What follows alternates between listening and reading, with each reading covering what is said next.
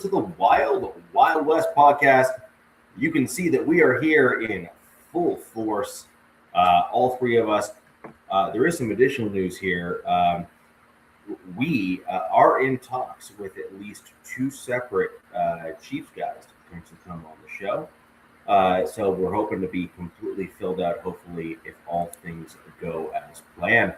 So that'll be great.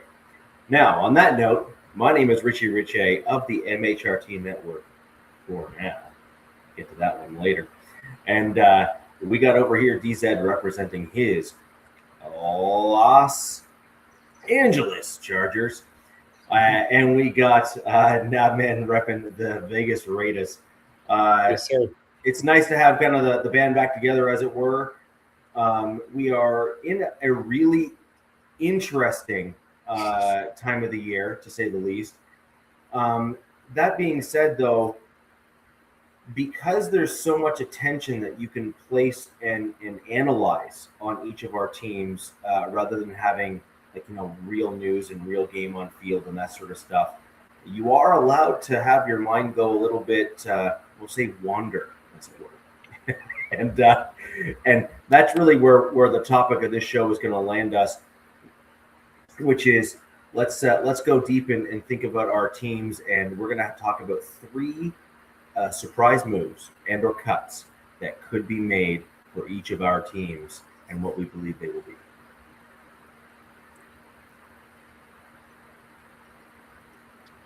So DZ, over to you, and see what you got to say to the fans that are here on the show, and we'll go from there. Well, first of all, just want to wish everybody a good evening or wherever you're at. We've kind of had a little bit of a hiatus, or at least I have. I think it's been a couple weeks since we've been on all together. Yeah. I think we got 9 days till training camp. I think that's for the Panthers and Cardinals kicking off the Hall of Fame game. Snooze fest, but look, man, I'm dying for some football, so definitely will be tuning into that. I don't care I'll be bad. watching. Yeah. My wife's a Panthers fan, so therefore I don't want to be mean to the Panthers. I think they'll actually be pretty decent, but Cards, on the other hand, probably not so much. But Richie and I were talking about this, I think last night. It's like, three surprising moves or surprising cuts, kind of trying to predict the 53. And the guys I'm going to talk about, I'll do one at a time. We're not going to run through all three. Yeah. They're actually no-brainers to a lot of the Charger fans. And the first one I'll mention is Bud Dupree. Bud Dupree, I was excited when we got him a couple years ago to kind of help out in that edge room. And he's 33 years old, and he plays like he's 35, 40. He's not one of those guys that's aging well. I will give him credit, though. He's solid. Like, he's like games played. Like, he doesn't miss games, really. But last year, he only had 2 sacks.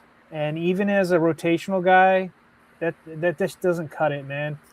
And but this all hinges on stuff. This all hinges on Tuli Pelotu getting his extension before the season kicks off. I think if Tuli gets his extension, I think that's where they might feel comfortable with, like, saying, all right, dude, like, we're going to release you. And I'm sure a team will pick him up, especially have a vet in their room in the edge room. But we also brought in Akeem Mesidor with our first-round pick. And then we have a UDFA that I really haven't talked about, but Nadam Tucker, who was at Western Michigan with the new DC, Chris O'Leary. And he was, MAC Defensive Player of the Year, second-team All-American, 55 tackles, and 14.5 sacks last season. So you've got 2 young bulls coming in. I don't know what he says. The Chargers win the division. That's something that I had I'll talk about that a little later that I have in a group chat. And then there's also another guy floating around, is Kyle Kennard. Kyle Kennard was a guy that they drafted, I believe, in 24, 20, yeah, I think it was 24. I'm not 100%. He's been a non-factor, man. He's been a non-factor. But the thing is, if you look at what this guy did, he was like the SEC Defensive Player of the Year. The year he came out, he was just killing it. And then he comes to the Chargers, and like he can't make a dent. So it's going to be interesting to see how this edge room fills out. But I'm excited for it. I think it can become a strength, and I like the youth coming in. And but I think Bud Dupree might be on the way out, especially when the 53 comes, because there's some guys you just don't want to put on that practice squad. Richie, we've talked about it. You don't want to have that risk of them getting poached. But a guy like Bud, like, I think he's getting like 600,000 or something. I don't know what his contract is. I think he signed like a 2-year contract a couple years ago or whatever. But yeah, that's the first guy that I'm probably, I wouldn't be super shocked to not see him make the 53.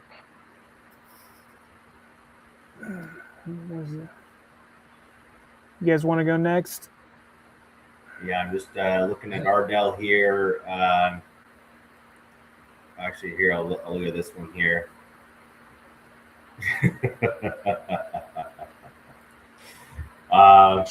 Hanson.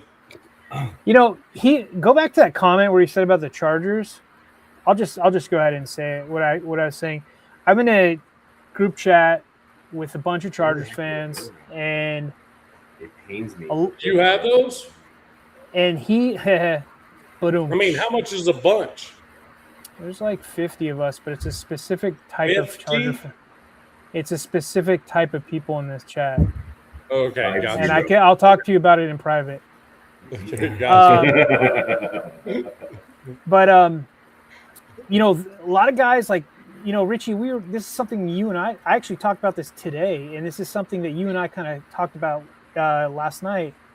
A lot of the guys just love to drink the Kool-Aid of their team, man. Like, we're going 17-0, we're the best, blah blah blah, all this, right? And I love that there's people like that, but at the same time, it makes me nauseous. I get nauseated by that talk.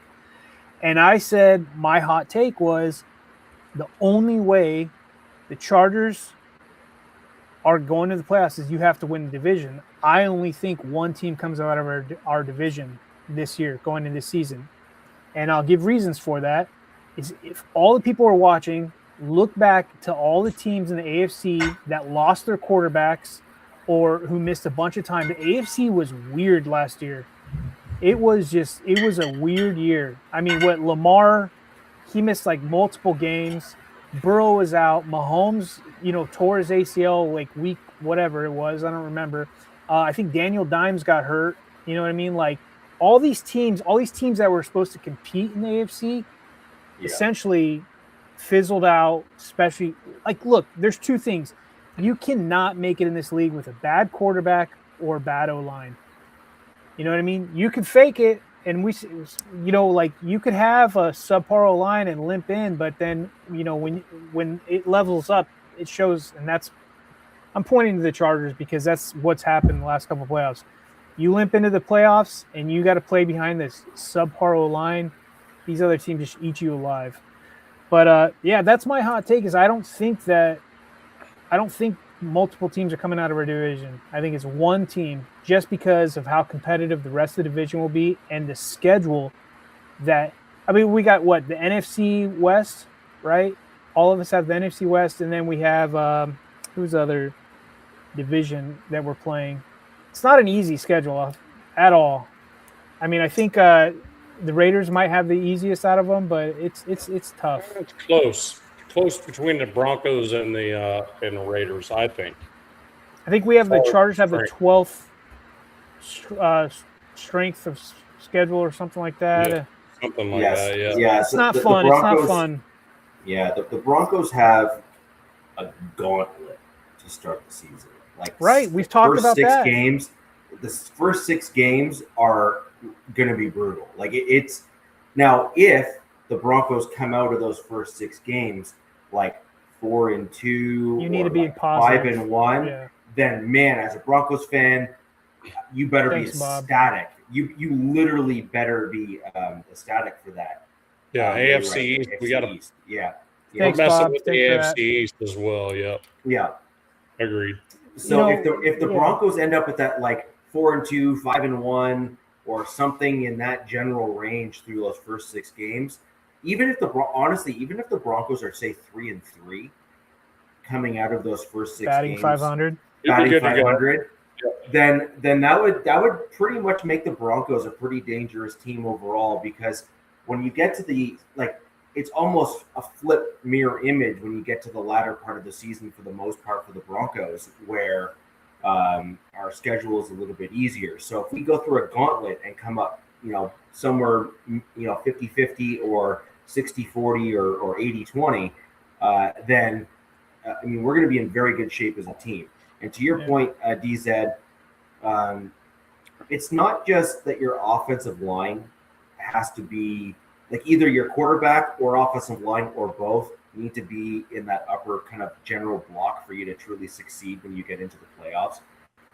But part of an offensive line in particular being excellent or above average or any of those sorts of things is to have developed depth at various positions behind the starters. Oh yeah. So that you can weather what is going to be the inevitable storm when one or more of your guys go down for what will be injuries. Now, I'm not trying to poke fun at your Chargers. This is not the goal of the segment here. But I think if we're going to be honest, and I mean truly honest, the Chargers have really, truly struggled with injuries. Snake bit. Yeah, like big time in the last couple of years.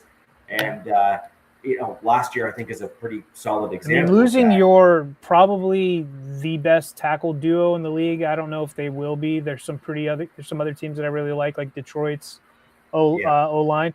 But you lose Slater and then you lose Alt. You know what I mean? Like I think Alt played 5 games or 9 games, one of those two. Yeah. And then Omarion Hampton only played 9 games, and then it's just this thing, and you're just like, dude, it's hard to compete when some of your best players are not there when you need them, and that's at the end of the season. You know what I mean? But for once, I like the depth. It's a lot of it's unproven. It's a lot of youth. You know what I mean? When we all saw each other's drafts, I love the O-line. They went trenches like crazy, and I'm like, I'm all for it, baby. Love me some hog mollies. But dude, I agree. You need solid QB and solid O-line, and a lot of things got to go right, including my team. But Bud Dupree is my first guy, and who wants to go next? I'll go. All right, let's hear Nav. Who's your surprise move? You want to hear my rant? I'm about to have a rant. Okay. All right, we got a Nav rant, guys. DZ, I got to show you something. See this? Oh, of course. It's a silver bullet. Silver bullet, baby. What is it? Is it a Yeti? Oh, that's cool. I like that. Check this out. Bluetooth speaker, bro. My wife bought that for me, bro. What an angel she is. I know. She didn't even know there was a speaker. That's pretty cool. I really like that. Well, let's pretend she did. It is actually, the sound out of it is actually pretty cool. You're gonna have to ask her where she got it or whatever, because I might need to get me 1 or 2 of those. I'm pretty sure Amazon. That's her go-to. So just saying. Same with the missus here. It could be Etsy, could be Temu, could be something. I don't know. I'll ask her though for you, DZ. Appreciate it. However, Raider Nation, stop it. Okay? Stop it. That's all I'm trying to say. Me and Sacktown Raider Mike are going to get a little bit freaking busy on Saturday. We're going to do a live show. I'll have all my equipment back up here. I'll have all the lighting and everything here, and you guys got to bear with me for now. Okay? But I'm telling you, Terry and Arnold is not going to be a Raider. Okay? And I'm also going to tell you, neither Stephon Diggs, neither is freaking Max Crosby leaving the Raiders. It ain't happened. Stop it. Pundits, all you people trying to make a living and get those clicks, stop it. It is not happening. Stop. I don't even need to talk about these people that are working their ass off in training camp. I don't need to talk about, I don't even need to worry about them coming into training camp. Don't even care about any of that. These dudes are going to work their ass off. I've seen enough from this coaching staff to tell us that we are headed in the right direction. I am sick and tired of people saying we're going to bring cancer in or we're going to send great people out. Max has already said, Raider till I die now, after the Ravens did him the way he did. I'm sick of hearing that shit. Me and Sacktown are going to do that on Saturday. We're going to have a full-out blowout on Saturday on Raider Shield Family. We're going to do that. And that's going to be my coming back in party right there. I'm sick of it. I don't even want to hear it anymore. Dude, I'm that's a done lot with of Max stuff. players Robert just mentioned. I'm just Max done Crosby, Justin Jefferson, Jalen Carter. Oh, shut Jansen, stop. He's just pushing my button. See, that's a button pusher.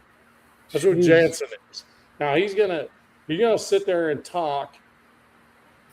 He's gonna sit there and he's gonna count how many times I tell him to go fuck himself. Sorry. Are we 10 minutes in? Yep, we are. We are. Okay, great. I just looked up Terry and Arnold. He has he can potentially get life in prison. I think his max level is 25 years. I mean, it's just this. This is some quick Google. It's like the charges are highly severe and carry a potential sentence of up to life in prison. I was like, up to, up to, right? But, so it's probably not. Henry Ruggs is supposed to have life in prison too. But anyway, but the thing about it is, everybody, Raider fans, the Raider Manifesto, think about that for a moment. So he is accused of kidnapping. That falls in the manifesto for Al Davis. We do not and will not take in or take back anyone that fails that manifesto. That is Raider Nation. We do not do that, regardless of their talent. It does not matter. So stop with the Terry and Arnold shit. I don't care what Schefter says. I don't care what any of them say. We bring that dude in there, it's going to be for, let's see if we can hold on to him for 5 years and get him for free. And maybe he'll take the ankle bracelet off because he goes to his arraignment, pays $1 million, and what he gets in return is a freaking ankle bracelet. Get the fuck out of here, bro. I don't want people like that. Any of you that do, you need to go ahead and turn your shield in. Do it now. I'm done with it. But other than that, I think everything we've done in this offseason has been fantastic. And I really don't have anything bad to say about anything. And I'll leave the rant at that. Me and Sacktown will get a little bit crazier on Saturday. So we just don't have the time yet. Nav, do you have a surprising guy do you think that wouldn't make your 53? Or a surprising move you think your Raiders might make? JPJ might get traded. I mean, I've heard you guys mention him a few times, and that's an interesting take. So what I'm hearing from people that I trust is the dude can't get over, like he has a mental block on himself and he can't go to work. He can't work hard, you know? So I watched The Rush today where Fernando Mendoza was in there talking about how badass Linderbaum was, how much of a freaking killer he was. Right. You know, you would have thought that if JPJ was that killer like that, he would have mentioned JPJ in that offensive line. Did not. So what do you now as your Raiders rep? What do you think? Is it his injury? I don't know. I don't know, and a lot of dudes. Actually, Raider Ron down there will be one of them that will tell you that that he has a firm belief that JPJ is a mental case. He does that. Look, dude, maybe what the doctor, has ordered or prescribed is this whole new staff you guys brought in. Maybe look, Robert's comment with JPJ and Mayer need some mental help. Look who they've had to play under these last few years. I'm with you, but we've been down this road.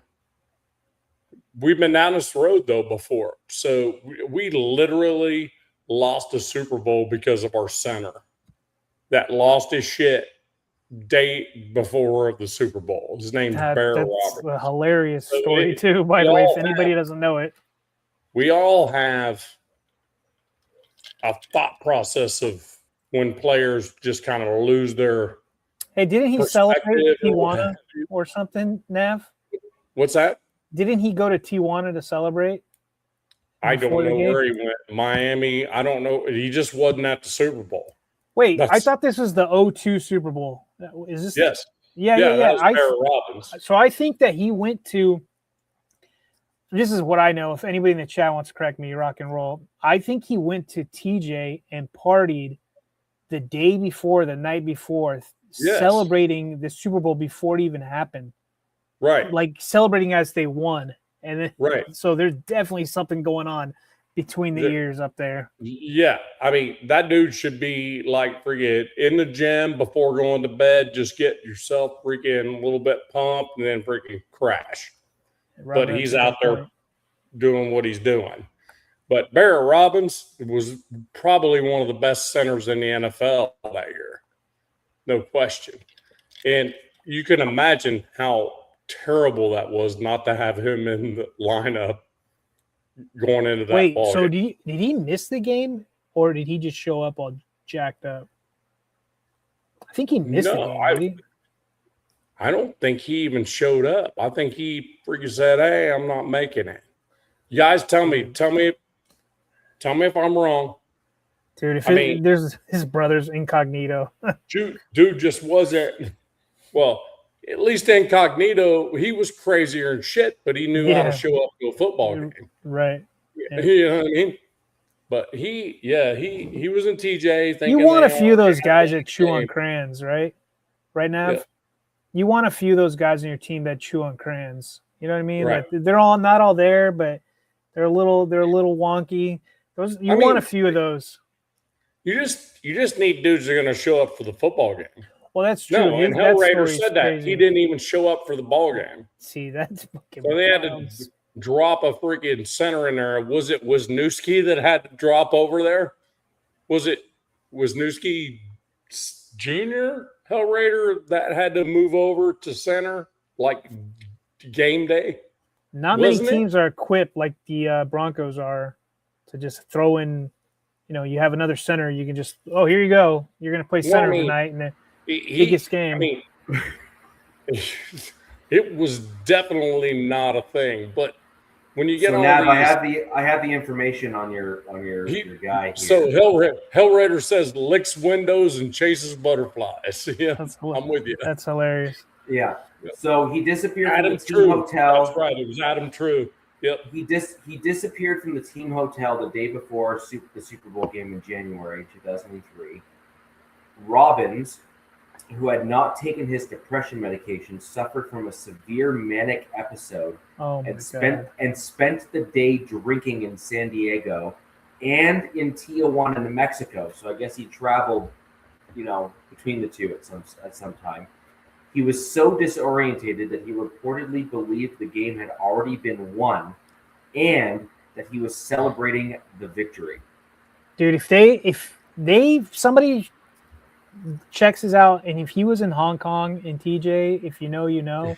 No, not Hong Kong, but TJ, no question. No. The No, establishment, hey, Hong Kong can you- and TJ. Can you highlight this this one comment from Robert Jansen, please? We lost Super Bowl because Gruden knew our playbook on D and offense, and we didn't prepare for that. Well, agree. I do agree. Because this dude couldn't change the offense. He had to go with what he already had. But the thing about it is, you have your center there, then it changes things. You know what I mean? You can make some adjustments. It was Bill Callahan, actually, that and he was a defensive coordinator of that, took over when Gruden freaking got traded to the Bucks, right? So, yeah, it was all a big shit show. It's how Raiders lose in dramatic fashion by all kinds of drama. But the thing about it is, you lose your Pro Bowl center like the day of the Super Bowl. You can't you can't adjust for that. Dude, fun fact about that game, that Super Bowl. I was on the Coast Guard base right across from Lindbergh for that game, and they were supposedly having the world's biggest fireworks show for that Super Bowl, the Bucks Raiders in 02 or 03, whenever that Super Bowl was. And I got to watch the fireworks show from where they were launching it off the barges and stuff. It was epic. Freaking Guess where I was? Guess where I was? On a ship, probably somewhere. Yeah, getting ready to go blow up Iraq in 03. Yeah, okay. On Lincoln, Abraham Lincoln, and my skipper on my squadron was a Bucks fan. And when that game ended, he ran all the way across from the back of the ship to the front of the ship just to take his flight suit, pop it open, and show the Buck stuff to me in my shop. Yeah. They literally turned the ship around and backed it up because the rotating gear didn't work correctly. So we were actually rolling backwards to keep the satellite to get a good Super Bowl picture on that. Really? Yes. That's pretty cool. That's pretty cool. And honestly, I'm not gonna lie, and I bet you no one even got in trouble for it too, because it's such like such the American pastime, right? Like it's it's the Super Bowl. Of course you're gonna do that. Okay, now move on. Make up the time somehow. You know what happens on an aircraft carrier in the U.S. Navy when it's time to not do anything else? Everybody's going to go to their quarters, hang out, and watch something on TV or whatever. There's a pirate flag that goes up. It's pretty much do not fuck with us, because we are ready. We're just not here right now. We're just not ready. You know what I mean? So, I'm a fan. Now, one last thing on this topic, Nav, and then we'll move on to my Broncos.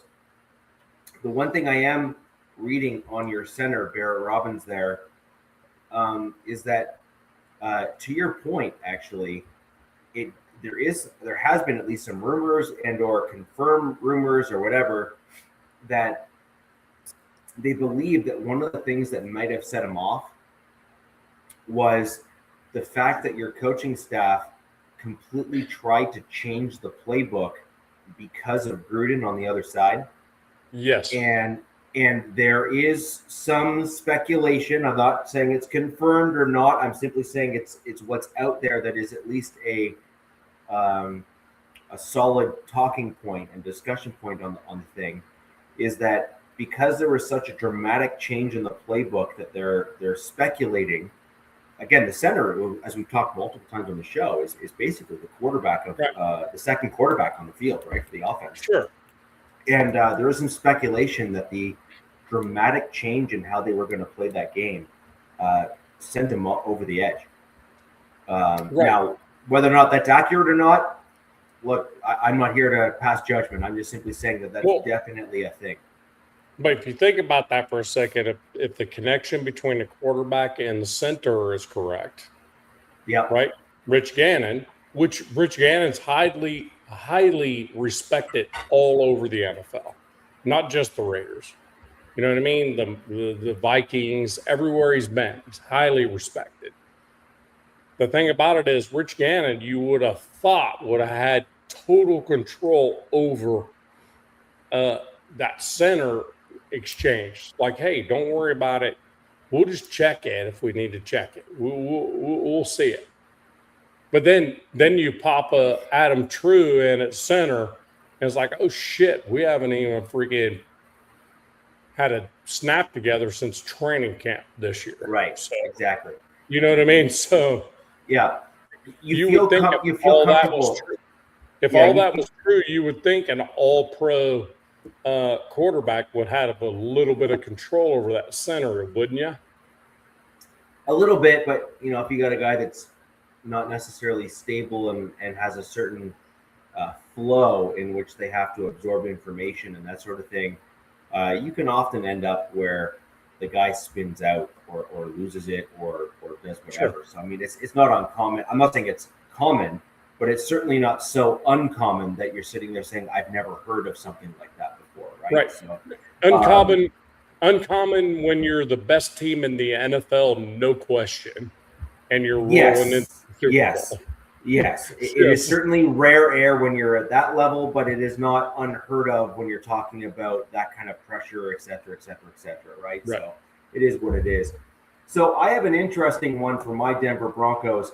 I got a few doozies actually on my list here, DZ, as we were going into the topic. Doozies, yeah. It's one of my favorite slang terms in the English language, doozy. So I'm going to start off with a bit of a combo platter for me. Everyone knows that I'm a huge fan of UDFAs. My Broncos have basically killed it in that camp for ever, I guess, like ever, I suppose. So I had a really interesting discussion and talk where I was kind of going through a bunch of really deep dives in the roster and stuff. So my first prediction here is going to be that the Broncos are going to keep a total of 1, 2, 3, 4 inside linebackers total, but they're going to keep an abnormal number of outside linebackers, and one of the outside linebackers that they're going to keep is undrafted free agent or college free agent, however you want to word it, Dasan McCullough. And the reason why I'm mentioning the inside backer compared to the outside backer and why I'm tying this together is I believe that Drew Sanders is going to be cut. I believe that Jordan Turner is going to be cut. I believe that Torian York, who's a fan favorite of the Broncos and Broncos country, is not going to make the roster. And I believe that we're going to be trying to fit the right players in the right spot by looking at player versatility.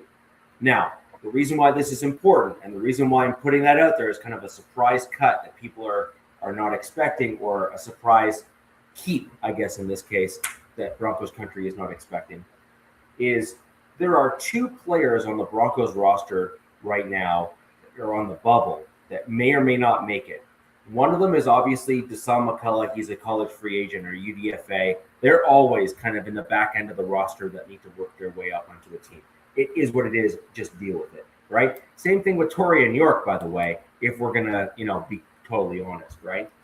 Now, the other guy that I think is really important to make note of on the Broncos roster is Drew Sanders. Drew Sanders has been perpetually hurt. DZ, I promise this will be my last jab at the Chargers, at least for the next 5 minutes or so. He is perpetually hurt, just like a Charger always is. He has literally had a problem staying healthy and staying on the field. He has played, if you actually look up his player history in terms of how often he's been available, even Chargers fans would be like, I don't care how good he is, just make him go away. Like, he's been that bad in terms of his injury history. And so what makes a bottom end of the roster guy so important is positional versatility, as well as being able to do multiple things and stack them and do them well enough to make the roster. So number one at the back end of the roster is going to be special teams ability. Can you play special teams, yes or no? Deshaun McCullough can do that. Drew Sanders has tried, struggled to stay on the field. So what's the point? So that's number one. Number two, Deshaun McCullough, most people don't realize this, the majority of his college career was as an inside linebacker, not as an outside linebacker or as an edge rusher. And so he's got this combo ability of going inside outside. So I believe the Denver Broncos are going to carry a slightly higher number of outside linebackers on their roster just because it's such a valuable position, like the edge rush and pass rush position. But they're going to be looking at the guys on that back end of that roster or the back end of that room. And they're going to be looking for guys that can also cover off the inside linebacker position, so that they can get guys that can cover. And again, this is coverage ability, cover guys like tight ends, etc. And what makes Deshaun McCullough so unique is he's 6'4", which puts him at a height that makes covering tight ends and whatnot in the league much easier, right? Like your wingspan is then closer matched to that of a tight end. So my first out of our three that we're going to discuss on the show is kind of a bit of a twofer, where I believe the Broncos will carry 4 inside linebackers, only 4, and I believe that we are going to keep as an UDFA signing on our roster. I think you're going to see it in preseason and stuff. Is going to be Deshaun McCullough. Will end up making the 53-man roster because of his versatility, which is substantial. So that's going to be my first surprise cut, because that basically means that Jordan Turner doesn't make the roster. That basically means that Lavelle Bailey doesn't make the roster. That means that unless some other changes are made, that Corinne Reed may not even make the roster, because we're going to only keep 4. And I suppose if I'm going to throw in just another kind of like footnote at the bottom, I believe Red Murdoch, Mr. Irrelevant from the 2026 NFL draft or 2025 draft, however you want to refer to it, I have him making the roster because I think you're going to see him in preseason. And he's just going to stand out so much because of his takeaway. He's got the ability to knock the ball out of the guy's hands and stuff. That's kind of what he was known for in college, was punching the ball out. I think that he's just making this roster, and it's a lot. So those are that's like my first banner prediction, is that the inside linebacker spot is that we're going to only carry 4, but then our swing guy is going to be an undrafted free agent. Even if you guys did cut Drew Sanders, it's not like he wouldn't be immediately picked up. He'll be picked up, but he'll end up literally on IR like shortly thereafter. Like he literally is one of those guys that, like, I'm not even trying to knock on him. Like I actually think he seems like a genuinely nice dude, honestly and truly. But there's honest to goodness just certain dudes that are built for football, but their bodies are just saying no. Like we all know, like, we've had a guy on our team for sure that we can think of just like that you're like, the dude's an athletic freak, but he just can't stay on the field. Right? Got a few of those. Yeah, and so it is what it is. And frankly, most teams, by the way, on a sliding scale, if you're on the upper tier of talent, like J.K. Dobbins, I think is a good example of a guy like that, where when healthy, he's like a top 5, top 3 running back in the NFL. You're willing to grant him that grace on your team to say, we're going to keep you because you're basically too good to not have on our team, right? However, you have other dudes that are kind of in that middling part of the roster or even the bottom end of that roster. You are not willing to give them that latitude to be hurt and not be available for you. Yeah, man. Somebody. So that's my first kind of bold prediction or kind of roster moves. It's kind of like a 3-person ebb and flow, as it were, for my Broncos roster, but it's a combination of what I think is going to happen at the linebacker position. Good deal, man.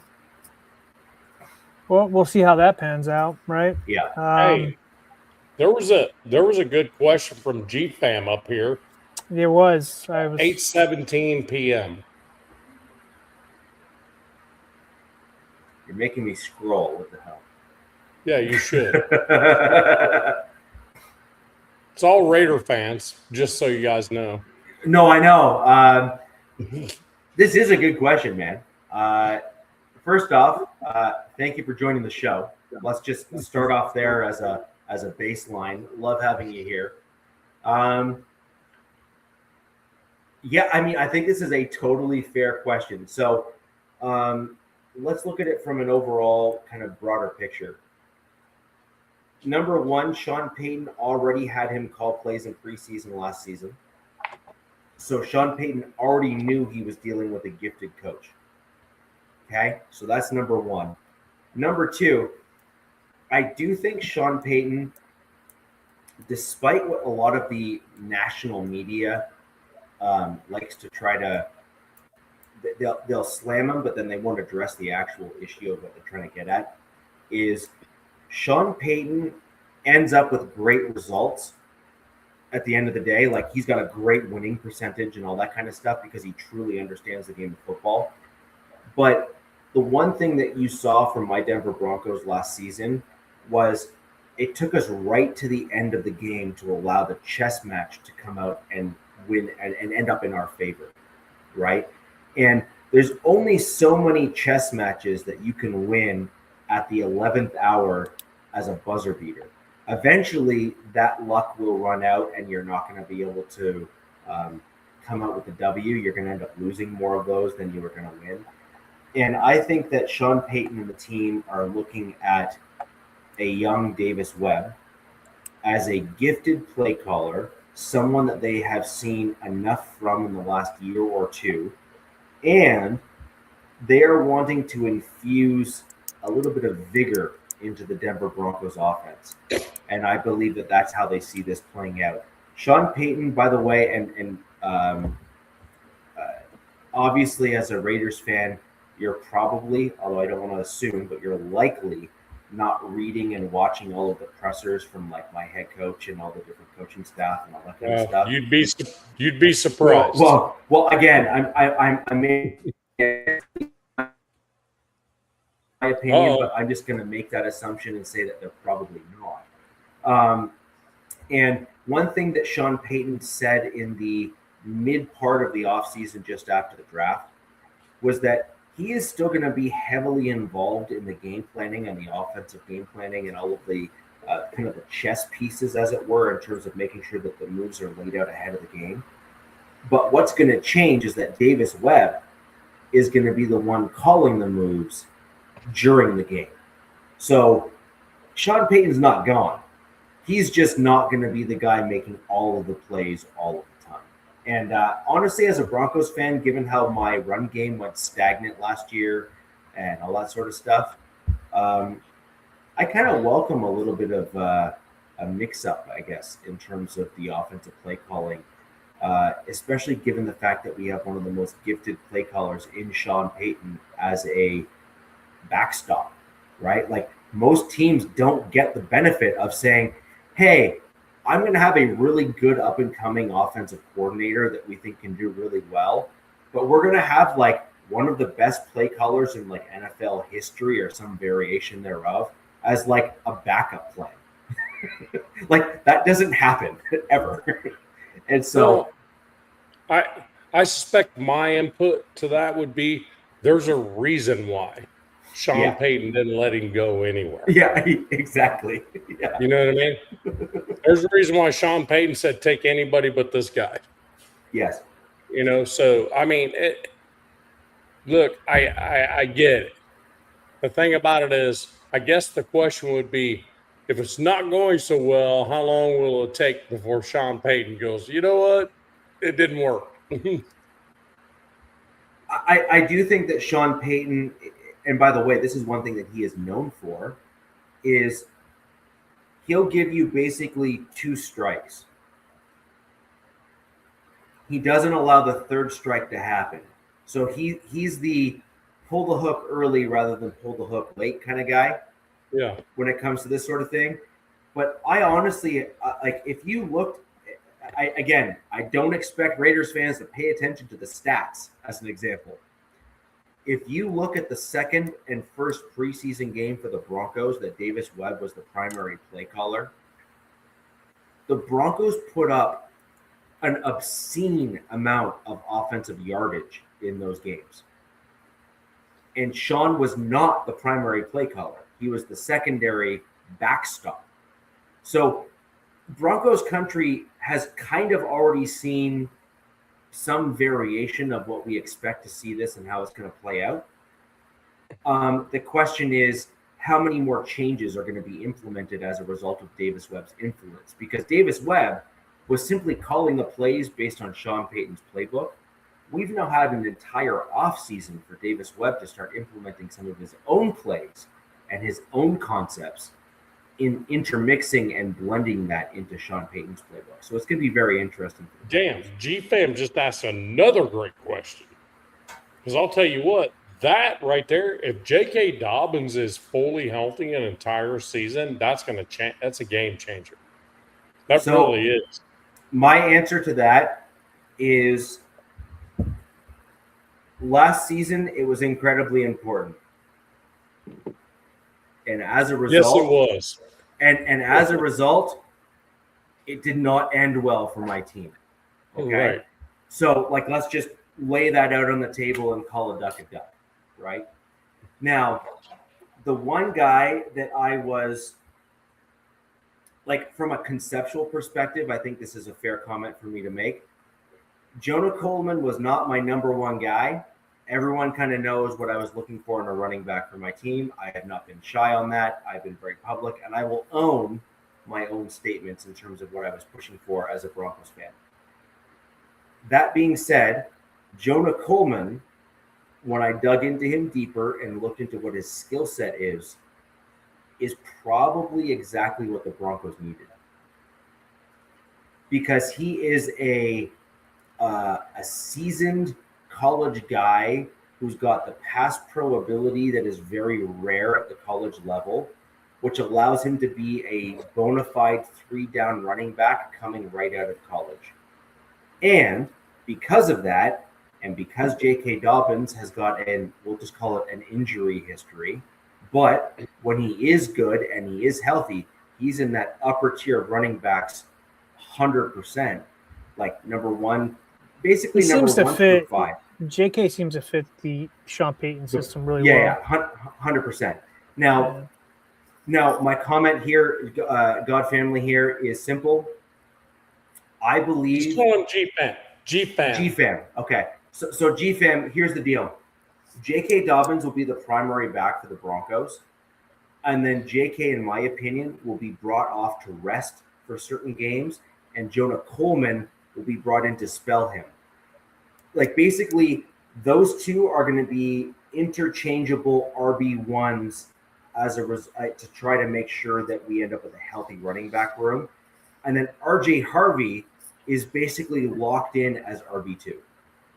He's the change of pace, kind of like Alvin Kamara, catching balls out of the backfield, et cetera, et cetera. So we needed the secondary running back that could kind of be like the 1A and B for J.K. Dobbins. And Jonah Coleman, in my opinion, is that guy. And I think that that's what we're going to see from him. And then the other thing that a lot of folks don't realize, you guys can check me on this, and I'm happy to be proven wrong, but I don't think I am. His last year in college, I'm almost positive that Jonah Coleman had something like 31 receptions at the college level. So it's not like it's not like we're sitting here saying, hey guys, he can't catch the ball. At the college level, given the spread style of offense that we're seeing at the college level and all that sort of stuff, that is a crazy amount of catching the ball for a running back. GFAM's just like the question. Great question. Can you put that up there for DZ, please? He asked me one. He asked me another one. one. He asked me another one earlier, like about the Super Bowl and who I'd want to play if we got into it. Like, look, first of all, like Chargers fans need to sacrifice a goat on holy ground somewhere to break the curse. But no, we need. I mean, to get your team in the Super Bowl, you need a lot of things to go right, man. You need you do good defense, good offense. That was you need all your best your players. best team you've had in a decade. Which was one? Last year. Best team you had in a decade was last year until everybody started getting hurt on an offensive line. I mean, I'm just trying to think like a decade. I'm like, yeah, probably in a decade. But I was like, I'm like, damn, why am I thinking of a decade as like 20 years? Because I was like just going back to like the 06 team. Anyways, but he was asking who I would want to play, and I would want a rematch against the Niners. And just because I remember as a little boy watching that Super Bowl crisscross applesauce, just going son of a biscuit. Oh my God. But the record wasn't that bomb, but I didn't. He says the record wasn't bad, but the O-line, how far do you honestly the postseason of O-line? So, I mean, look, yeah, if you can protect your quarterback and you could have a run game in the playoffs, it's the two most important things, you know what I mean? Like, instead, we had the most hodgepodge, like, O-line. Oh, God, I'm so glad some of these guys are gone.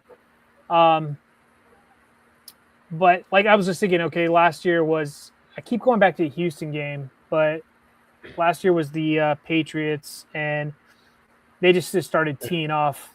They ran like a Belichick style of defense, obviously with Homeboy as their head coach, where they just took away your best player, and Herbert had nobody to go to, and they just sent the house, and that's what Houston did. They're like, oh, these guys can't block, so they just kept sending the house at them. And if you could block and have a run game to keep defenses honest, I mean, I don't think we had a Myron Hampton last year going to that game. It was Kamani Vidal. So, yeah, I mean, it's just, dude, you got to have your best players when you freaking need them. Look, you got to both playoffs. Vidal killed it. You know, he's fantastic. He's fantastic, and it kind of sucks, Nav. A lot of fans and beat reporters are treating him like an afterthought because they've also brought in Keaton Mitchell, and Keaton Mitchell with his speed, his problem is he's never been healthy. But that guy, I think they got him clocked running like 20 some odd freaking miles an hour. Like just he's fast. I think he's probably the fastest running back. Maybe Achan is up there. That's competition. Yeah. So it's like. I'm like, don't sleep on Vidal. Like he's earned his right to be there. He carried this team when Hampton went down, and whatever, and played against a historically trash offensive line. So, anyways, go back real quick. Both playoff games, the opponents we played against, Houston and then New England, they were at the healthiest that team had been in weeks, and we were the complete opposite side of that spectrum. Come in limping into that game. That's why Jim rested all our starters against the Broncos the week prior, like try to get some sort of health, and it didn't work. I mean, they fired Greg Roman. We also have to agree that the Patriots had the easiest schedule ever seen in the NFL. Yeah, and their fans seem to think they're going back to the Super Bowl this year. And they still won every single game by a single score. Right. Look, they got AJ Brown, good for them, and they're going to be probably better, but like I don't see them going back. Drake May's not. I don't think Drake May's all that, and I don't think Bo Nix is all that either. So just saying. Bo Nix is a much steadier force, and frankly, if you look at his statistics in terms of what he's done, he is pretty solid actually. But I do agree. I think that there are some we'll call it fluttering moments, I think, where he kind of flatlines in certain games. But this is the difference. We're going to know what Bo Nix is when you have a different play caller that calls plays differently and in a different rhythm. And if you start seeing Bo Nix kind of pop off or go off in terms of the way that he plays, then you're going to know that the play caller kind of put some training wheels on the play that may have like negatively impacted Bo Nix's ability on the field. Whereas Nav, I will agree with you.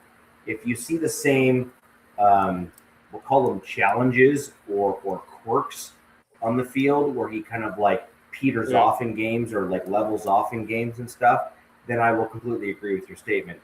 Now, before we go off to your number two in terms of three options there, DZ, I just want to cover off this comment because I kind of see this as a bit of a yin and a yang. So the Chargers had a major problem on their offensive line, and they also had running backs that were hurt. So they kind of had a bit of a combined factor there of the major players on their team just not being available. Same with the Raiders with Genty kind of thing, like healthy Genty, bad O-line, like kind of thing. Now, Martin, my comment back here is the Broncos had RJ Harvey, who basically had the Javonte Williams syndrome. And I'm curious if you're going to pick up on where I'm going with this as a Broncos fan, which, by the way, thank you for joining the show. Appreciate you being here. Which was Javonte Williams when he first came into the league kind of did what Baker Mayfield did, was he kind of thought that he was the most athletic guy on the field because he's basically probably always been that no matter what, level of football that he's played in. And then he came into the NFL and realized that he was nowhere close. And I mean, there's a lot of guys that come from college programs and all that kind of stuff that have. DZ, is that me or is that Richie? I think it's Richie. Am I lying? It was a little glitchy. Okay. So the long and the short of it is that a lot of the players that come from college, Okay. A lot of the players that come from college think that they are the most athletic guy in the field because they've always been so. Whereas when you come into the NFL, you're no longer the most athletic guy in the field. There's almost always going to be somebody else that's more athletic or faster or quicker or can do things that you can't. And Baker Mayfield found that out right quick. Javonte Williams on the Broncos found that out right quick. And I actually think that the major problem or the major quirk here is RJ Harvey struggled greatly coming into the NFL because he is always used to being the fastest guy in the field. He can outrun everyone. He can just run it to the outside. And he's totally cool. He came to the NFL and realized very, very quickly that running it to the outside is not going to be an option for him all the time. And he needs to learn to leverage his burst, kind of like what Jaleel McLaughlin does for the Broncos. He needs to use his burst to jump through the hole that is made by the offensive line and then kind of like jump around and skip around to get those extra yards. So I don't think that it is as important anymore for the Broncos to have a healthy JK for two reasons. Number one, we have Jonah Coleman who can step in to get those harder yardages that J.K. Dobbins was able to get. I think Coleman can also assist us in that regard this year. Number two, I believe that Waddle and the addition of Waddle on the team opens up a completely different style of playbook.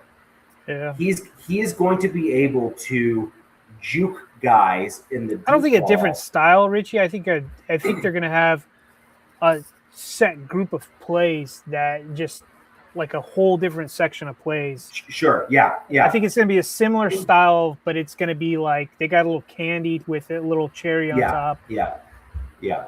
So I just actually think that this is what we're going to end up seeing for the Denver Broncos. So long and the short of it is you have different players on the team now that better complement the offense, in my opinion. And adding on to that, you have Davis Webb, who's going to add additional plays that will add additional elements to the offense that's going to keep teams guessing. So I think overall last year, comment, 100% correct. I'm right there with you. I believe that this year you're going to see a slightly different offensive look and feel, which will probably have different things that we're going to be focusing on as Broncos country in terms of why did that not work, et cetera, et cetera. But I think some of the challenges that we had last season, I don't believe we're going to see this year. But again, I've been wrong before and I'll be wrong again. So we'll wait and see what happens. So DZ, over to you for your number 2. 2 is going to be short. When the Harbaugh regime came to LA, they kind of had that like Baltimore West, Ravens West-esque kind of thing. And they wanted to run that power, that power stuff that Greg Roman brought over. And we didn't have a fullback at the time. And they turned Scott Matlock, who was drafted out of Boise State as a D lineman. They turned him into a fullback, 6'4", 300 pounds. And towards the end of the last season started working. It was like, all right, okay, I can see this going on. I've talked about him from time to time on the show. Scott's talked about like how he wants to not be on the offensive side anymore. He wants to go straight, just be a defensive lineman. And then he changes his mind, says he's going to focus everything on the offense. But, when they hired Mike McDaniel to take over as OC, he brought over, Raiders know him really well, Alec Ingold. And Alec Ingold is a real fullback, obviously not that same size. I think he's 6'1", 232 pounds, but, Ingold knows the system. And usually fullbacks kind of like getting all choppy. Yeah, a little bit. Usually fullbacks, hang on, let's see what's going on. Okay. Dude, yeah, what's going on here? Comments? All right, never mind. They kind of getting all choppy. Yeah, it was for me for a second too. Usually fullbacks, when your 53 is constructed, they usually fall into the tight end room or running back room, kind of like pick or choose. And the way I see him making, I don't see him making the 53 with Alec Ingold there. You know what I mean? Like they also, with our offensive line, D-line, we have much better D-linemen. He would be like a rotational guy at best, maybe getting like 50 snaps a season or something on the defensive side. Especially with the addition of Nick Barrett that they drafted, a guy that I have not talked about much, but a lot of people really seem to like. So I kind of think that he doesn't make the 53, but I don't think he gets poached. I think he kind of rides the practice squad and is break glass in case of emergency kind of thing. But, yeah, I really had high hopes for him. I guess he was a fun character at Boise State. He's like this big, giant white boy, ginger, saying he wanted to take everybody's souls or something. He's not the best D lineman, and he's not the best fullback. What's going on? Choppy. So, yeah, that's just my second one for now. Also, did you guys see NFL came out with their analysts of every team for, like, their predictions, like their over-unders and stuff, like wins, and it's kind of – they did it for every team. I've only saw mine. I don't know if anybody in the chat, you guys watch the Raiders or watch the Broncos. I always think they do a really good job, but then they have like the beat reporters or the analysts give their like prediction of their wins.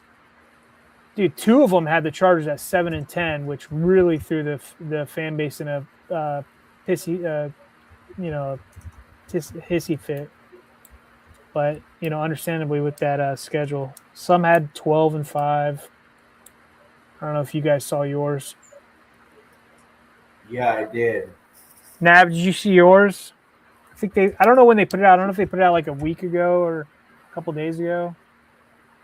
See my what? The NFL Network, like on YouTube, put out every team's like predictions going into the season.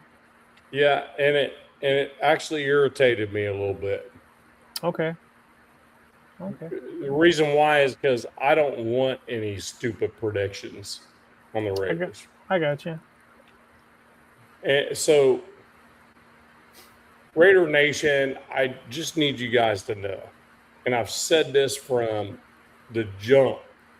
We are not going to a Super Bowl, so we don't need to do anything stupid, bring bad character into the building. We've done a very good job so far. So let's stop with the rhetoric of stupid shit. Okay? We need good people in the building. We have that. Stop trying to bring in freaking drama. You know what I mean? Don't let that shit, don't let the whole, I don't know why beat writers are playing this game.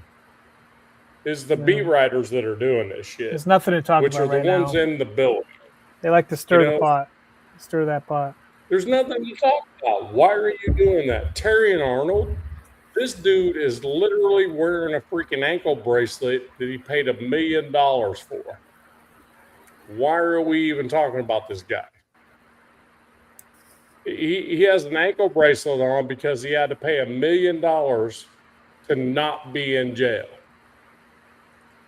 to wear an ankle bracelet under house arrest. Get the hell out of here. I don't even want to hear about this dude. We don't operate in that fashion anymore. So, all right. So, is it me that's choppy or you guys that was choppy? I don't know. I'm reading somebody's comments in the chat and kind of depressed now. Yeah, Crash Dog's like, you never know with the NFL. Hey, can I throw one thing out there, though? LA Crash Dog, he says, hashtag Save a Warrior. Say, look, he's a fellow veteran like me, and he's an advocate of SaveAWarrior.com. So if you really want to help first responders, retired or veteran military, SaveAWarrior.com is how to do it for free. You throw the money in there, and every damn dime goes to them. There's no admin fees or none of that crap. I don't care if it's $1. It's free. SaveAWarrior.com. That's how you do it. Oh, I'm sorry. .org. .org. Yeah. Sorry, Gunny. My bad, brother. I was trying to advocate, man. I just fucked it up. My bad. But, yeah, SaveAWarrior.org. That's how you do it right there. You don't send that shit to, Wounded Warrior was great at one point in time, and if that's the way you do it, do it. And that's great. There's just a lot of admin stuff that goes into all that. Well, the problem is that it goes straight to the people that are doing. Yeah, the challenge you run into now with some of these organizations is they get so big that they end up bloating the organization to try to accommodate and facilitate kind of some of the, we'll call it the PR side of things, and it does hinder their ability to then serve the community that they're actually trying to serve. So I love these kind of smaller, intentional organizations, that are saying, no, we're not going to put ourselves out there. We're not going to try to be like a lobbyist group or put like TV ads or whatever the case may be. Doesn't Gary Sinise run one of these organizations? That actor? I heard his are like super good. Anybody? Yeah, well, he's trying to do is he's trying to float the admin fees from his own personal donations, if I'm not mistaken. Where he's trying to cover the admin component of it so that the donations all go to the people, and his charitable donations are intentionally trying to cover off the administration and salary of the folks that are working for the organization. Which again is a very admirable approach to charity, right? Because he's trying to eliminate that kind of Yep, top Lieutenant level Dan. of fat. Yeah. You ain't got Yeah. no legs, Yeah. Lieutenant Dan. So Yeah. so Crash Dog's a 30-year retired Marine Corps veteran. I'm a 25-year Navy retired veteran. All we're looking for is just people to stop trying to put their hands in our pockets when it Yeah. comes to our own Yeah. people. You know what I mean? Yeah. That's and Crash Ardell, Dog's does he found run that. his Ardell, does he He's run found his that own? and he advocates it, and I advocate it behind it. Does Sinise run his own foundation, or does he work for somebody, or is he just like, we just know that he's he just cares about people and he's just really proactive when it comes to vets?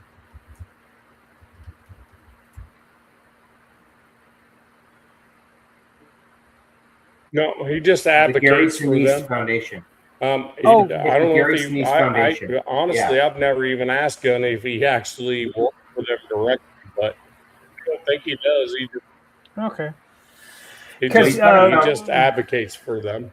He's got a foundation, right? And so a foundation will take in a Yes. tremendous amount of assets in terms of money. They'll often Yes. then they'll invest it, but because they're not for profit, they don't pay the taxes on that investment, and then they push those investments out to the various charities that are doing the work appropriately for the veterans a lot of the time. The reason I And the say way that to do the because every Christmas we donate money to a veteran foundation in the name of my wife's like mother-in-law, grandmother. So for her, we'll make a donation for her, so she gets all the credit. But SaveAWarrior.org, man. I literally looked into them think after the last show. yeah, so that might be a new one we'll do. Yeah. Nav So must have been they're- having some issues. Yeah, he's having some tech issues, I think. So there's So- a question if you want to go over it real quick. If I think that, where did it go? Said something about Kirk Cousins or whatever. Honestly, I think Kirk Cousins starts until he can't. Essentially, I think they want Fernando to sit as long as possible, knowing that there's no rush. That they want him to learn from probably Kirk, and Kirk's probably gonna. Who knows? He could probably play the majority of the season. And I don't know. Well, for me, my question is this: is I think you have to start with Kirk Cousins unless your first round draft pick is just blowing the doors off in preseason. It's basically detrimental to not play him, right? Like you're gonna have ebbs and flows. Like for example, I still believe that even though the Broncos in Bo Nix's rookie season did pretty well, I still think we probably would have seen better results from Bo Nix if he had actually sat a little bit and allowed the veterans to play more and got a little bit of a better ebb and flow to the game. Because he did struggle in certain elements, and Nav, I think you kind of touched on that in your hints on Bo Nix, as it were. So I don't necessarily disagree with some of your comments, even though it's unpopular to make those in Broncos country, but it is what it is. But for me, my gut reaction here would be play Kirk Cousins so long as your rookie quarterback is still showing that he has a little bit to learn. And if you have Kirk Cousins struggling for, say, 2 games in a row, you don't allow it to get to the third. You pull him and you get your rookie in there, and you got to see what he's got. I think that's my general approach there, which is he's your quarterback of the future, and you gotta give him a little bit of time to learn the ropes as best as he can. But at the same time, you can't be overly cautious, because if you are, it'll probably be detrimental for his growth. In today's NFL, it's all about sharpening the tool set as early as possible and allowing him to stay on the field. My mic is low.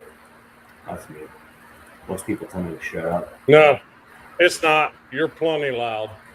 Yeah, I was gonna say most people tell me to shut up. So Yeah, so that's where I'm at. So DZ, you're number 2. Just want to repeat that quick so we have that on record, and then we'll move on to Nav, and then I'll go. Just I don't think Scott Matlock. I think the addition of Alec Ingold kind of paves the way for fullback, right? You don't need to carry multiple fullbacks. Now, Scott does have versatility and special teams, and he's a defensive lineman as well. So that could save his butt, but this is a whole new system, and who knows what Mike wants. I don't know. We'll see. But yep, that's number 2. Nav, go to you, buddy. Yeah. I mean, what's the question, to be honest with you? We were talking about a lot of things. So what is the ending question here? Well, so what's a second move on your team that you think will surprise people, or what do you think is a move on your team that your team will potentially make that will upset the apple cart? Let's just put it that way. I think JPJ being moved is going to be the big one. I think that's going to happen. I can't see any other way on that. I really don't. And the other surprise move will be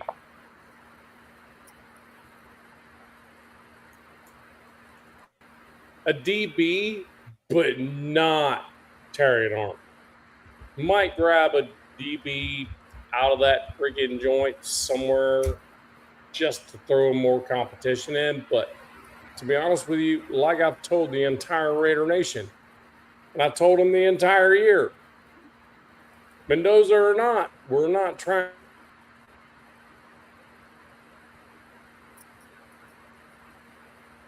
Technical difficulties for our brother Nav. Let's see if he pops back in here. So he first said JPJ. Yeah, so his second one is JPJ being traded or cut, basically, is the long and the short of it. Well, no, that's his first one. It's interesting, actually, now. I think he said his second one is... No, that's his second.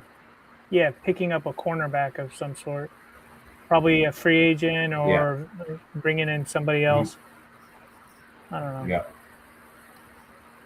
Yeah. So it's interesting, Nav brought up an offensive lineman, because my second one for my Broncos is maybe unsurprising to you, DZ. Your favorite Broncos offensive lineman? Palcho, baby. Palcho. It's all about the Palcho. That dude is like legitimately a kind of an offensive line freak. He's a UDFA. He's a guy that had no business being as good as he is. Like literally no business being as good as he is coming into the league. Was he the sixth lineman coming into last year? Yeah. So he was your sixth guy? But he's an undrafted free agent. He's a guy that came in and stepped in for McGlinchey the previous year and basically was like an upgrade in the run game, right, as an undrafted free agent. Yeah. It is unheard of for a tackle to be that good and be an undrafted free agent. Like, it just does not happen ever. I mean, so it's not like did he come into the league like having some injuries in college or anything like that? No. Yeah. No, yeah, so it's just rare. It's rare. It's just rare air, right? Like, and that's what's kind of like I mean, I know that the Raiders are moving to a whole new scheme, offensive side, right? Like when he was talking about JPJ, and it makes sense, and then at the same time it doesn't. Like, I get, and Raider fans can clap back, but like, you need athletic linemen, right, to run that, that wide zone kind of scheme that they're running. But JPJ, like, O linemen don't grow on trees. The league needs O linemen. It's like there's two positions, and you guys can tell me what you think. Quarterback play and offensive line are in like desperate need in the league, in my opinion. I think like what's going on in the college ranks is like I looked at like the 10 top quarterbacks or whatever in college next year, and no offense to anybody, but they all look like trash. Like they're all like it's all potential, like this and that. These guys bounce around from school to school. So then Yeah. you got to think like, oh, these are the guys that are coming into the league and that are going to be like superstars. Like, give me a break. And then offensive line, like you just don't like toss those guys. So JPJ, like for the Raiders, I could see like a potential trade. Like I could see a lot of teams taking a chance on that guy. Like he was fantastic. I just think he needs to be in his own scheme. And sure, maybe he does have some stuff going on, maybe up here or injury wise, but. Anyways, sorry, Richie. Rock and roll. I think he needs to be in a power scheme. I think he needs to be in a power scheme. I think that's put him back at center somewhere. I don't know. He needs to be a center and he needs to be in a power scheme, and that's it. Honestly, I think it's just that simple. And I think that he has attempted to be thrown into like an inside zone or an outside zone scheme, depending on who you're dealing with. And he's like, dude, like my skill set is I take guy, I throw guy.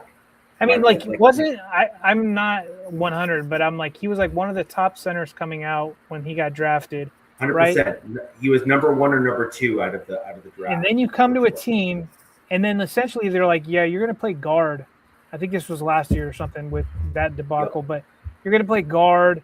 You know what I mean? It's just like, dude, for him, he's got to be like WTF, like, I'm a center. I want to play center. I want to play, smash mouth ball kind of thing. So, I mean, maybe the Raiders should get something for him because I can see a lot of teams saying centers aren't growing on trees. Yeah. We just saw that this whole offseason, right? Yeah. I mean, look at what Linderbaum got. I think he's making $27 a year. Holy crap. Yep, 100%. So I kind of think that, so getting back to like Palcho and the Broncos and that kind of stuff and tying this kind of all together, is it's funny that he brought up JPJ. So I have on my bingo card this offseason the Broncos moving on from Ben Powers. Ooh.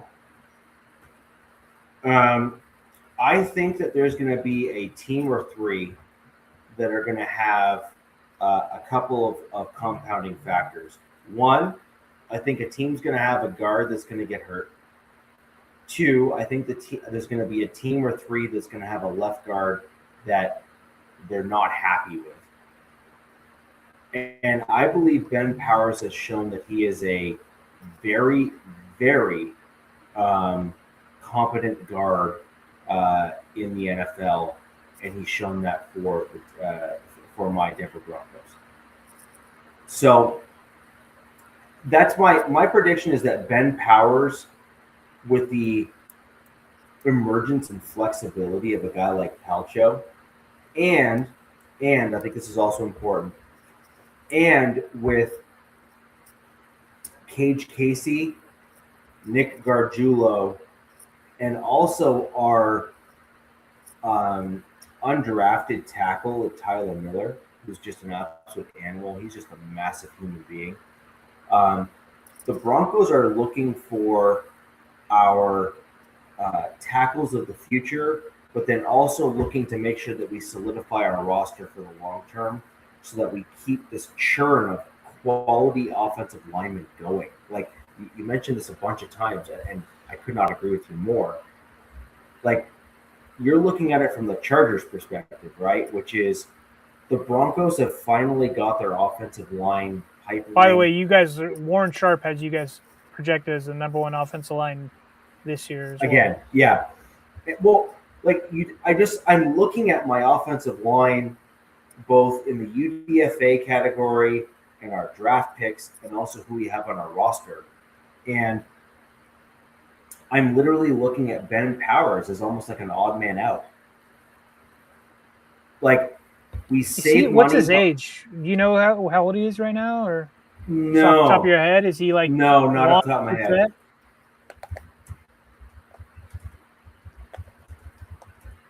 I don't know off the top of my head, but he's 29. Okay, so he's still solid. He's still golden. Like Yeah. he's not super old, but he's not super young either. But like the thing is like you have Palcho who's on the ascension, right? Like he is on that vertical curve upwards. Yeah, but the thing is, here we go. How much are they paying Ben Powers right now? Like, right? Like, when is his contract? That's where you got to go in the money thing. Well, next year. Next year is the answer to that question. So Right. you save the maximum amount of money by getting him gone next year, but Yeah. you save some money by getting rid of him this year. So Okay. the question that so here's the kicker, right? So here, I'm going to pose this question to both you and the chat, and I would love to get some responses. Leave those down below. Let's hear what you guys got to say. All right. You have a potential guy at a tackle position, which is arguably what, number 1 through 3, 1 through 4 in terms of positional value at the NFL level, the offensive tackle spot. Like, I think we can generally agree that it's at least within the top 5 in terms of positional value, right? Offensive tackle, whether it be right or left tackle. Now, we have a guy in Matt Miller and another guy in Frank Crum on our roster that are both on the ascension in terms of developmental players for my Denver Broncos, both at the tackle position, which are highly, highly valued spots, but you only have so many roster spots, right? Like you can't just keep like infinity number of players just because you want to.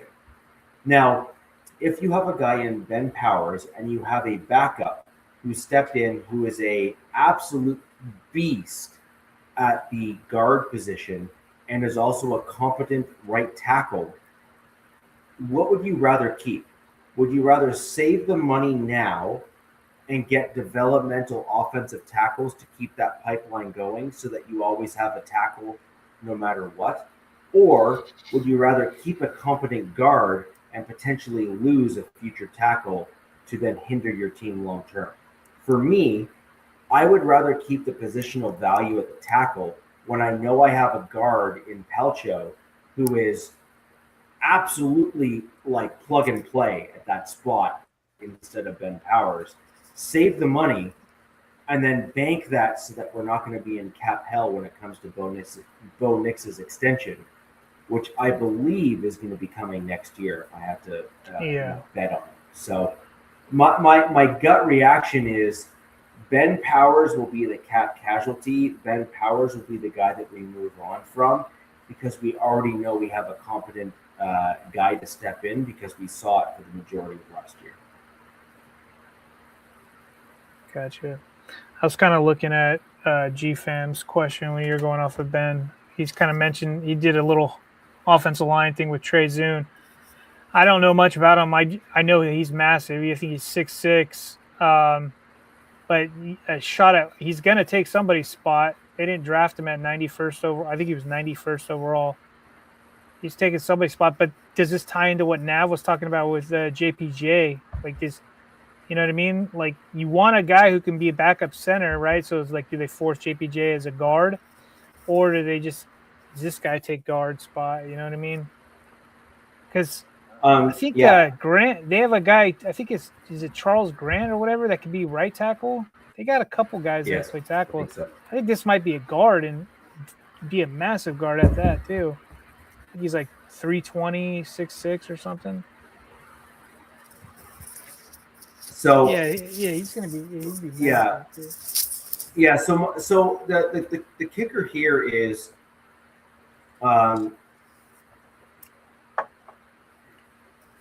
the long and the short of it is this. With offensive linemen, you're looking at a combination of traits. And the Raiders right now, trust me, and this is not a knock on the Raiders whatsoever, because honestly, they've done an amazing job this offseason and in the draft. Like, right. I want to kind of level set what I'm kind of saying here. You don't really know what your offense is looking like and what it truly means until the end of the season. You don't know who's going to fit. You don't know why they're not going to fit. Like, you just simply need to let this season play out to kind of gauge, I have a puzzle. What pieces am I currently missing based on what my organizational direction is? Yeah. Now, the Raiders, and I want to be very, very complimentary, but very, very clear at the same time, you finally have an organizational direction because you're seeing that from the combination of your head coach and your GM, right? You're kind of approaching things with a very specific purpose. You're trying to fill specific roles and do things very, very, you're playing chess, not checkers, basically. So you're not going out to just trying to find the fastest guy in the draft just to get the whiz bang. You're going out to try to find specific pieces to truly bolster your roster, and you can see that with the moves that the Raiders have made this offseason, which is why DZ, you and I have made multiple comments over the course of the show, which is like the Raiders are not the same team that they were just a couple of years ago. No, this is why they're just not. I'm looking at Warren Sharp's ranking of offensive lines, and he's got the Raiders at 25, which I would have thought he would have had a little higher with the addition of Linderbaum. Maybe feels like they didn't do enough. I do like that Trey Zoom addition. I've looked into him a little bit. But they got the Chiefs at 23, which makes sense to me. I mean, Creed Humphrey, probably top 1, 2, 3 center in the league. But other than that, it's like, I mean, they got some good guys, but yeah, I don't know. I like Warren Sharp, but, look, these are just predictions, so who the heck knows?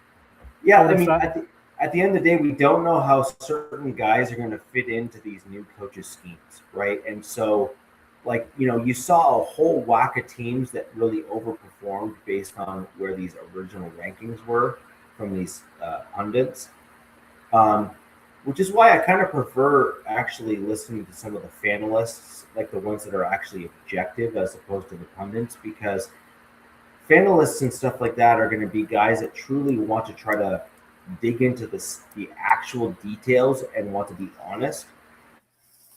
And they're not being paid by someone to say something. They're kind of in it for themselves, and therefore they're trying to find something that's close enough to the truth as possible. And I'd much rather have someone that does that for me. With that in mind, I do want to bring up the fact that I will be having a channel that will be hosting the Wild Wild West going forward, called Tukes and Touchdowns. You may note in my name down there, I will be departing from the MHRT network. This is basically going to be our last show on the MHRT network, if I'm going to be honest. And so Tukes and Touchdowns will be the new channel. I will go ahead and post that as a banner for all of you to go ahead and subscribe and click that little notification bell, because that's where the Wild Wild West will be moving to, specifically on the Broncos side. And because the MHRT network originally had Captain Jack's channel, so for those of you that are on Captain Jack's channel, I'm going to ask respectfully that you swallow your pride a little bit, just a little, and go ahead and sub to the Tukes and Touchdowns channel there, because Captain Jack had authenticated his channel when he was the primary Raiders representative. And therefore, if you are watching us on Captain Jack's channel as a Raiders fan and you like the show, want to participate in the show, unfortunately, that stream will also fall off as a result. So you'll have to catch us on the Tukes and Touchdowns, or Tukes in Touchdowns with the letter N channel there on YouTube. And again, I'm going to throw that as a banner here for all of you here and post it in the chat so that you can all jump on over and give it a look-see and a sub. We will be posting our content there from now on. But enough of some somber news. We'll get into some of the more interesting stuff. DZ, we got 2 out of Nav before he.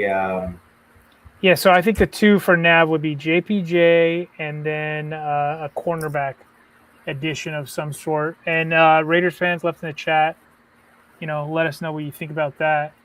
Those were Nav's kind of like predictions for the 53.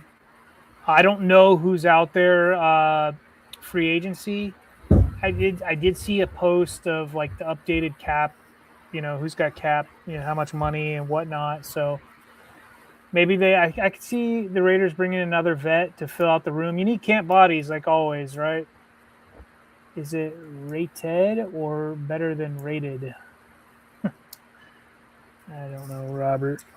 I have a funny feeling that is Robert's way of saying that I have a Canadian accent, and the answer is yes, I do, because I'm from Canada, and that's just the way it works.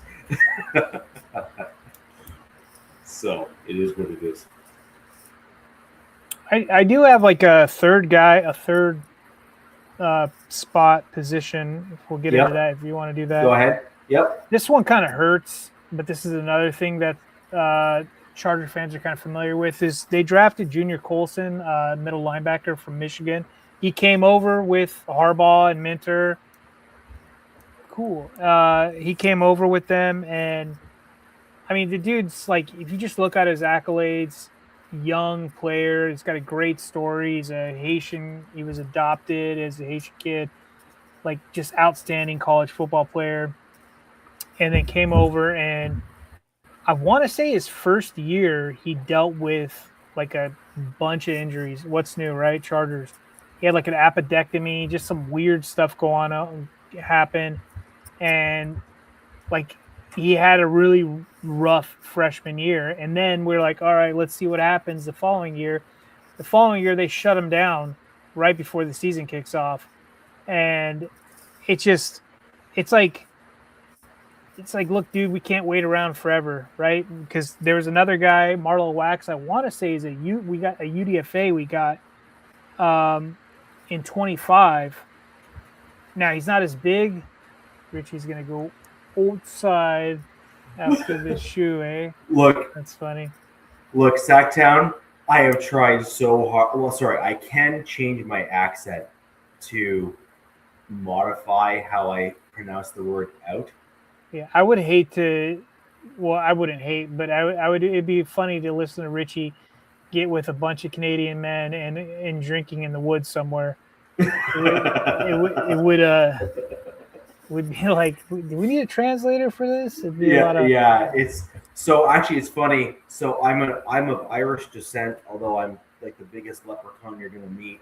I certainly dwarf most of the other Irishmen out there, but I was at a restaurant today that was all Irish folk that were up Canadian way, and it really is funny how my family's British and Irish, so and like they're like there's actually like newcomers that have come over from within my family that have like the actual accent still, or at least did, and so because I grew up with that around me. I had a wee bit of an accent, as it were, every once in a while in certain words from the British side to the Irish side. And I was talking to a guy today, and he asked me how long I've been in Canada. And I was like, my whole life. and it's just because my family's Irish and British and have the accents, my tone will flip-flop depending on whom I'm speaking to and when, just because my family is kind of all over the map in terms of when we came here. I picked up when I moved to Maryland, I picked up an accent. People were like, Maryland accent? Well, I did some commercial fishing out here, and I worked with some commercial guys. And yeah, you guys, if you just want Google Waterman accent, and they have this distinct accent. There's actually like an island out here where it's been like unchanged since the British have been there. It's like they all speak in some certain dialect. It's a trip. Well, that's carried out throughout Maryland and these coastal.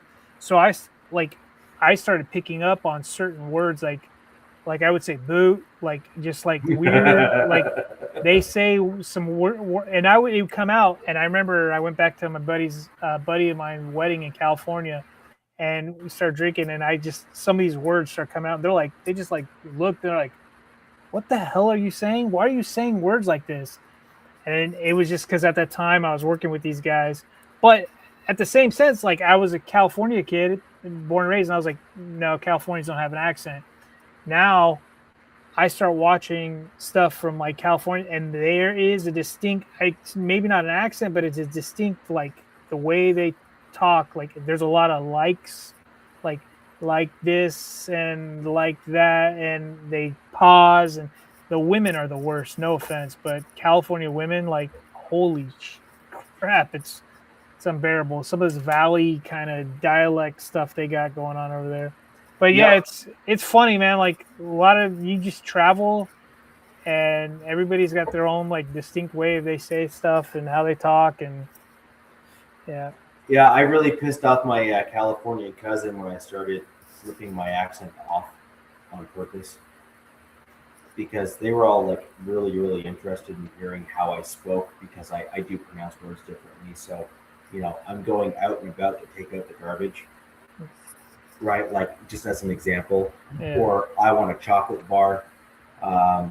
So in Canada, a candy bar is a chocolate bar. Trash is garbage. All the different word variations that we have, and of course, in typical Canadian / British, we add a whole bunch of extra letters to words that do not exist in the American vernacular. A lot of bro, like dude, bro, like dude, bro, yeah. And then there's like regions where I don't know if it's up there. Everybody says for like soda, they're like, "Oh, pop, let's go get a pop." Well, pop is what we call it in Canada. Soda is what's often called in the U.S. But like I just know better when as soon as I cross the border, I just simply flip my words, right? Like, well, then there's it's either I think it's like three things in the States. It's a lot of people say, "Oh, I'm going to go get a Coke," and they say Coke for everything. Or soda, I'm soda, or pop. I'm gonna get a pop, and so I say soda for almost everything when I'm in the States, because that seems to be the common through line across all states. Yeah, Sacktown. Yeah, it's kind of slang. Garbage and trash. What do you say? Garbage and trash are different pickup days of the week. So for here in Canada, at least we call it garbage, but it has been pretty much hammered into me universally that trash is the word that is used in the U.S. for and rubbish is a British thing, so I don't know if that's correct. So 100%, and so just like little quirky things like that, right? Like it's fine. It is what it is. But for me, as Captain Jack used to always say when we were together on screen a lot, was Richie speaks the Queen's English, and I grew up actually very much in a choosing my words very carefully. Yeah. So sorry, just give me 1 sec. Yeah, man. No, yes, Sacktown. Yep, soda. I mean, well, supper instead of dinner. Yep, gonna have supper. Yeah, I like the Southern accent, but I'll tell you one. I was in East Texas, and I talked to some guy. I don't know if it was like Cajun / like Texan. I couldn't understand. I could only pick up like 1 out of every 5 words this guy was saying to me, and I being legit. East Texas was a crazy place. Nacogdoches. I don't know if any of you guys have been there. Raise your hand. Y'all is like, I feel like it's everybody's now saying y'all. It used to be just like only a few people, like only certain parts of the country were saying y'all. Now I feel like everybody says y'all, which whatever, it is what it is. I think is what's his name really talking to? I think Slam is actually talking to Richie right now.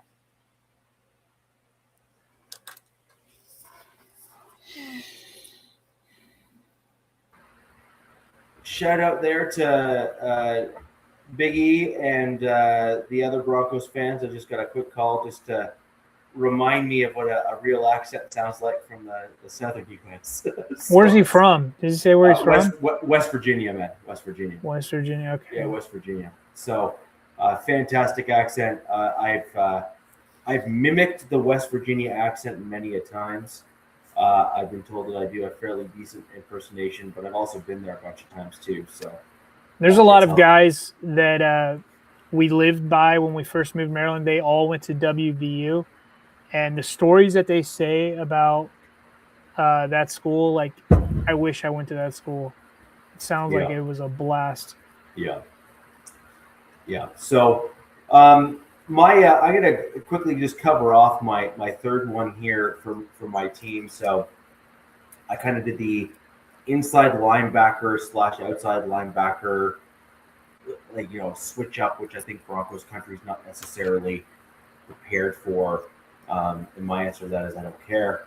Number 2, I have Ben Powers, which is probably a surprise because he's been such a solid offensive lineman. Right. My gut reaction is Broncos brass will try to trade Powers. And I think he'll have a reasonable trade value given the fact that he's been a pretty good guard. He's only 29 too, like you said, right? He's 29, played well, been on a top offensive line, yada, yada, yada. So yeah, I think that he's going to be an asset that Broncos country can potentially pawn off, as it were, to save on the contract and whatnot. But I think Broncos country will probably trade him if just I'm predicting that, generally speaking, as my number 2. And my number 3 is going to be my gut reaction says that Broncos country. I'm going to go for like all the marbles here and just basically kind of blow up Broncos country's dreams and hopes and wishes. I think that the Broncos country, either 53-man roster cut down or midseason, will trade Riley Moss.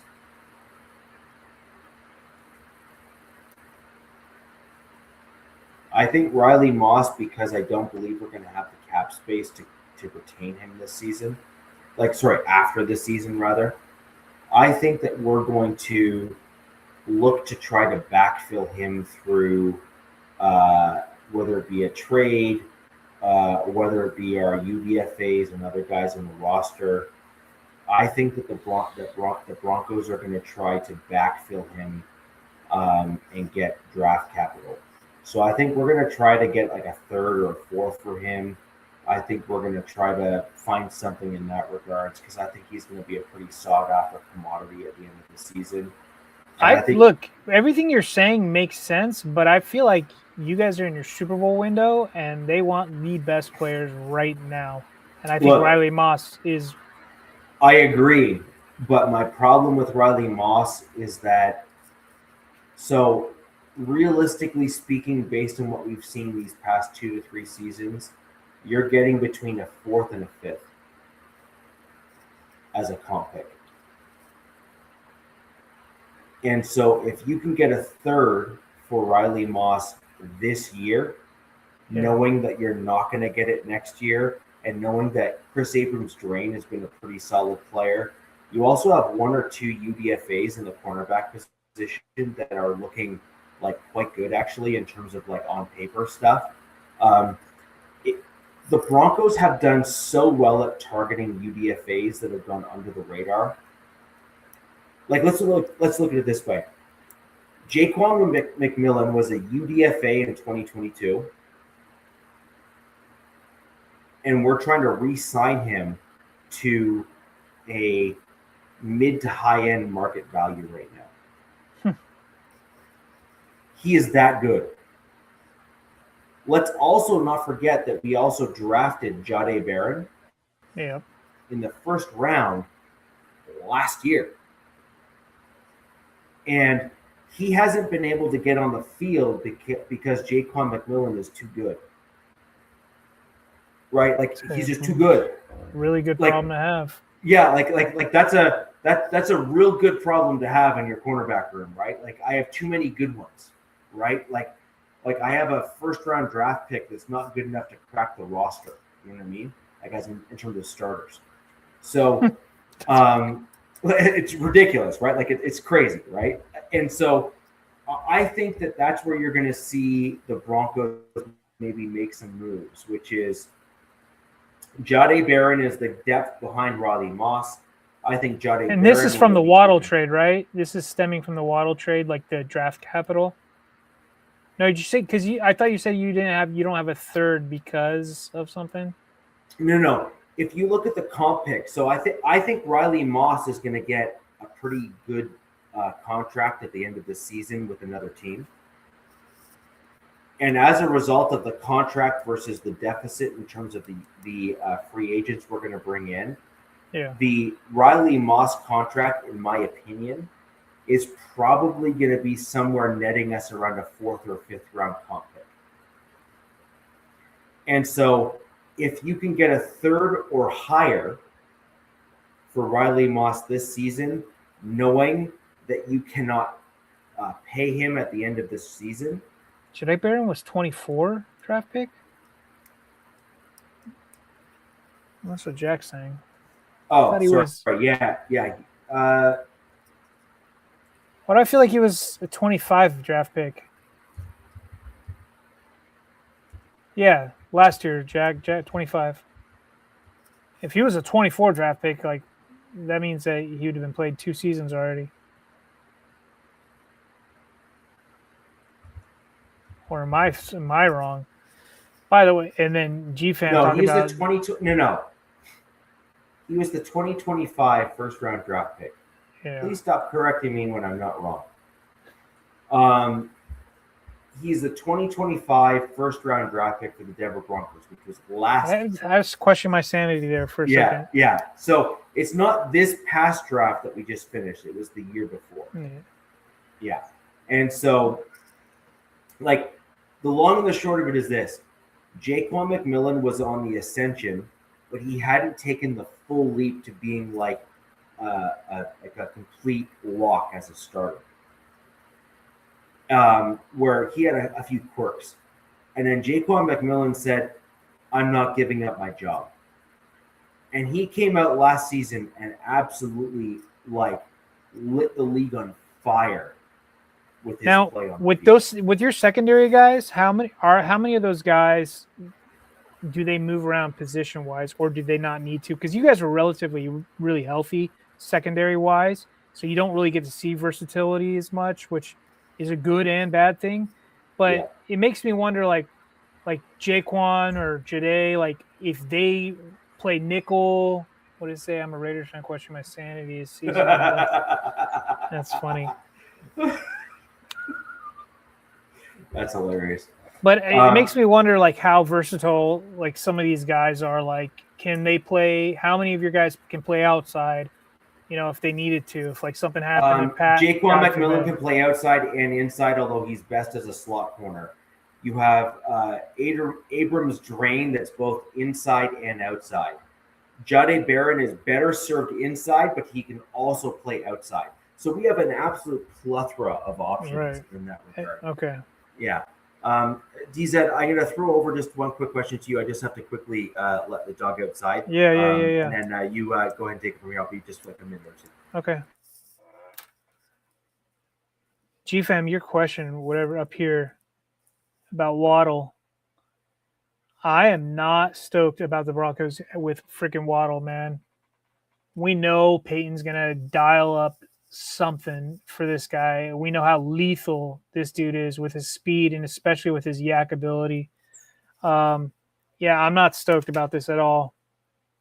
Like, I think he's going to put a lot of secondaries in a bind because even with Courtland Sutton, and we know Courtland Sutton isn't like Courtland Sutton of old. Like, I mean, he's obviously really good in the red zone, but you know, they still have Troy Franklin and Mims and little Jordan Humphrey. Like, they got a stacked wide receiver room. How do I feel about decent? So this is another thing I was talking about. So O'Leary was our safeties coach 2 years ago. So I think this is going to bode well for our secondary. Now, he has talked about how he wants to make the defense more aggressive. So I got a feeling that they're going to blitz a lot more than Minter did. Jesse Minter didn't blitz that much. And our defense was really good, solid, top to bottom, and all stats except for run defense. They kind of struggled with run defense, especially with running backs that bounce it to the outside. And they didn't really bring in personnel to kind of stop that. So we'll see. But my biggest thing, GFAM, is Minter was really good with in-game corrections. He could get the defense. He could switch them in-game, and he'd be like, all right, this isn't working. We're going to switch this. That's going to be my biggest thing, and probably the Chargers' biggest thing with Chris O'Leary being a young guy. Like, hey, dude, what are you going to do when you go against these really good OCs and really good offenses? Like, how are you going to be? How is your in-game management going to be? So that's my biggest question with Chris O'Leary. Now, this is like a Harbaugh thing, I guess. They've had this guy pegged as, pause as the kids say, as becoming the DC or becoming something. And he's sent like other guys before into college and then having them come back to the NFL when they've gained more experience. But I'm definitely like the fact that he wants to make the defense more aggressive, more blitzing, things like that. But in-game management, who knows, man? I have no clue yet.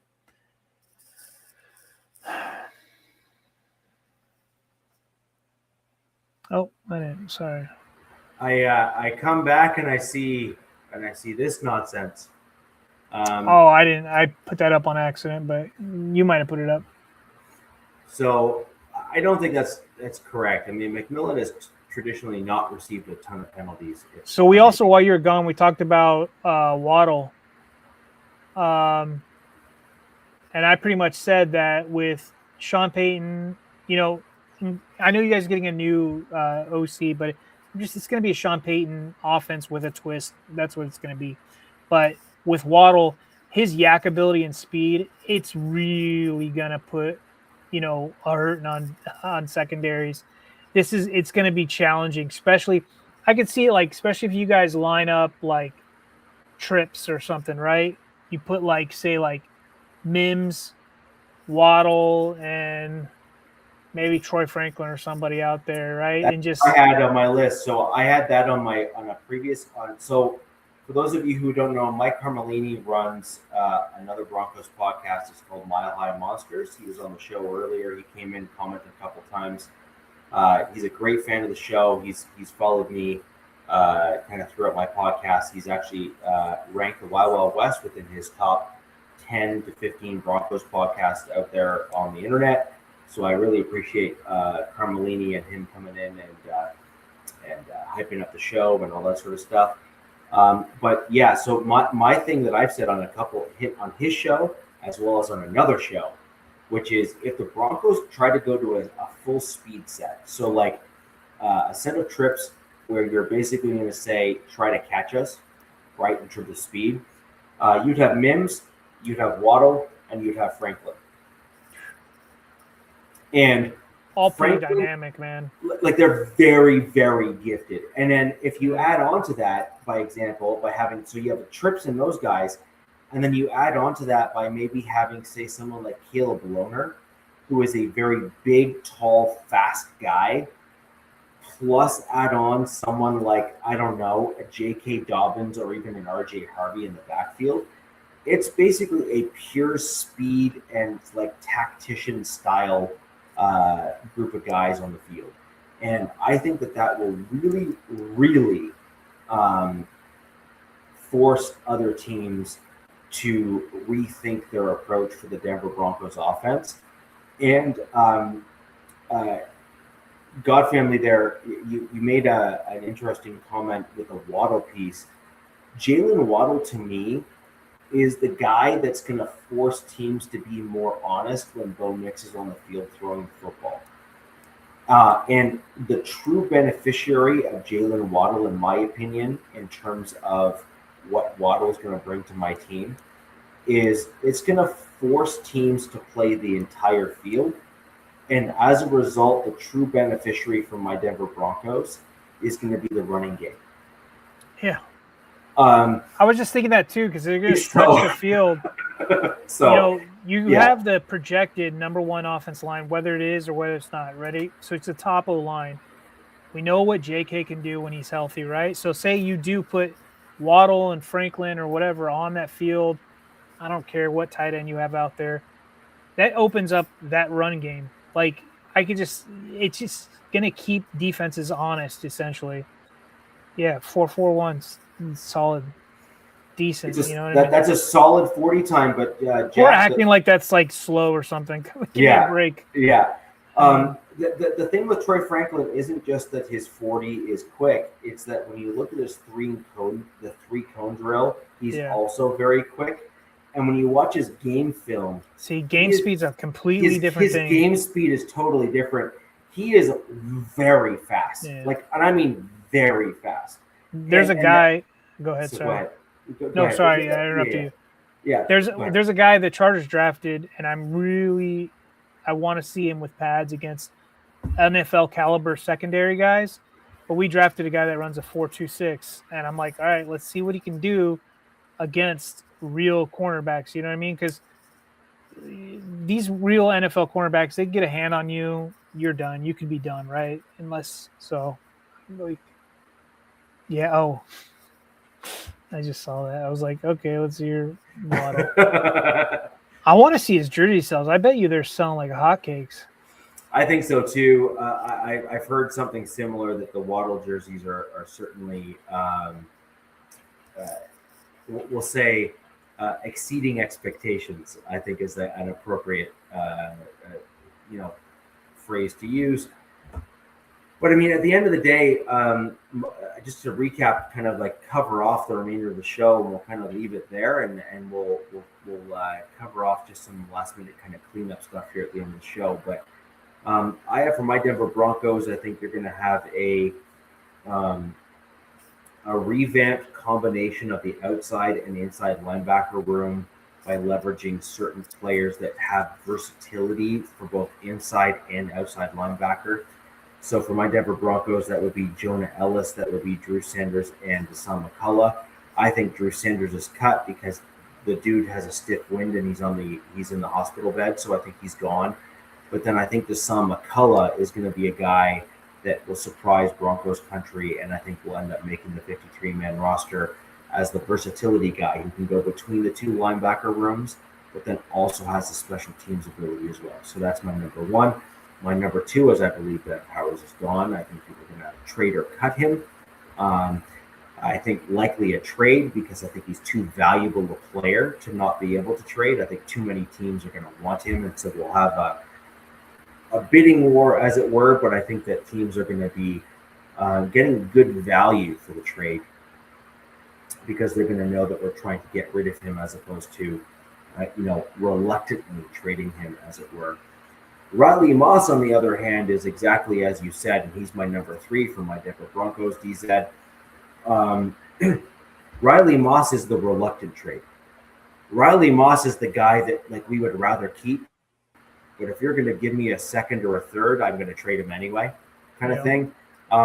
And so I actually think that Riley Moss is that dark horse for my Denver Broncos. And again, I think he just simply gets traded, or we're willing to trade him on the simple basis that we can't pay him next year. Like, it's just a simple fact. Like, there is no getting around it. I think Bo Nix's extension comes next year. I think that we have other players that we're going to have to extend and keep on the roster next year. And in my opinion, I think that Riley Moss is going to be the odd man out, especially since we went out and got Jahdae Barron, who I believe is the heir apparent to Riley Moss, given what we've seen from him. So I'm listening to you, but Robert has said Jalen Carter. Is there connections between the Raiders and Jalen Carter? Because please no, like please God no. But I actually look, and you're probably going to say no. I think the defense. I'm not going to say takes a huge step back. I think this hurts your interior. I don't think you can just grab any guy and fill JFM's role. I agree, but let me just pull up his name. But is it going to be that drastic of a drop off? No, that's yet to be determined. I don't think so. And so good for Drown. He got the guy bag in Tennessee, right? So he got a good contract in Tennessee. He got a solid one in Tennessee. But Tyler Onyedum is a guy that we picked up. And if you look at his measurables, stats, get off, speed, the combination of the skill sets, he is basically the replacement for John Franklin Myers. And I don't expect anybody who is not a Broncos fan to not you're just not going to be following the Broncos roster. Like, why would you? As closely as, say, I am, for example. And so when you look at Tyler Onyedum, he is a legit clone of JFM. If you also look back at JFM, if we're going to be perfectly honest about his NFL career trajectory, he was not a household name until he came to the Broncos. He was basically average to mediocre, if you're going to be honest. I did not know they're all a bunch of 4-3 guys there. That's pretty impressive. Yes, yeah. I love Dante Thornton, by the way. Yes. I'm really pissed the Raiders have Dante Thornton. Yeah. I think that guy, I agree. Somebody unlocks him. What is he, 6'4", runs a 4.3? Like, give me a fucking break. Yeah. Dude. So he's kind of like Jalen Virgil was, if you remember him from last year that I was pretty high on. He's like 6'3", 6'4", ran like a 4.3, 4.35 kind of 40 sort of deal. And you're just like, that's ridiculous. A guy that big, ridiculous. Just with that speed, like all they got to do is put a hand up and just, Yeah. And so, and another guy that, that we had was there's a Buffalo return guy that ended up coming from the Broncos. He was called the Human Joystick. He went over there and killed it with Buffalo. And then we had another guy who was a return guy similar to that guy as well that the Broncos had. He went to Buffalo as well and absolutely killed it. And he went to Detroit and killed it for a bit there as well. So it just kind of goes to show you that the right guy on the right team can go a long way as long as the team is willing to utilize him the correct way. So I had a bit of a mixed bag of the three. So I had the inside linebacker, outside backer room. I had Ben Powers likely getting traded. And then I also had Riley Moss. Probably makes zero sense. Robert's just cracking me up. It makes zero sense. He can't say. He's probably got to work on his route tree, but no. You know what? I don't think Robert's wrong. I think the issue with Thornton is that a lot of guys that are super fast never learn technique. No, they rely on their speed in college. Because they're just like, I'm so damn fast, you can't catch me. Yeah. The problem is when they go to the NFL, we kind of hinted at this throughout multiple shows now, right? Where these guys have just solely relied on their athleticism, but they never learned how to actually play the game of football. I mean, we'll see. I'm going to always remember that comment, but we'll see. Like, new coordinators can do new things with players, and I don't know, maybe get a new wide receiver coach in there as well. Yep. But your guys' offensive coaching did not do you guys any favor last year in Las Vegas. That guy is a special size and speed like that. I mean, you can't teach that. That's hilarious. That's hilarious. So the question is going to be, can your current staff elevate his play? Yes or no? If they can, he's a dangerous weapon because you can't teach speed. You can teach technique. Yeah. So if they can teach him the technique to go along with the speed, he will be a very dangerous player for you. So, they have he's going to be behind Naylor, Besh, Trey Tucker, right? Those are probably their top three wide receivers right now. Yeah, I agree. So that does the Broncos. You covered off a bit of a mix on your team as well. You have your fullback. You have a couple other things as well that you finish off. Yeah, so Bud Dupree, Scott Matlock, Junior Colson, those are the three.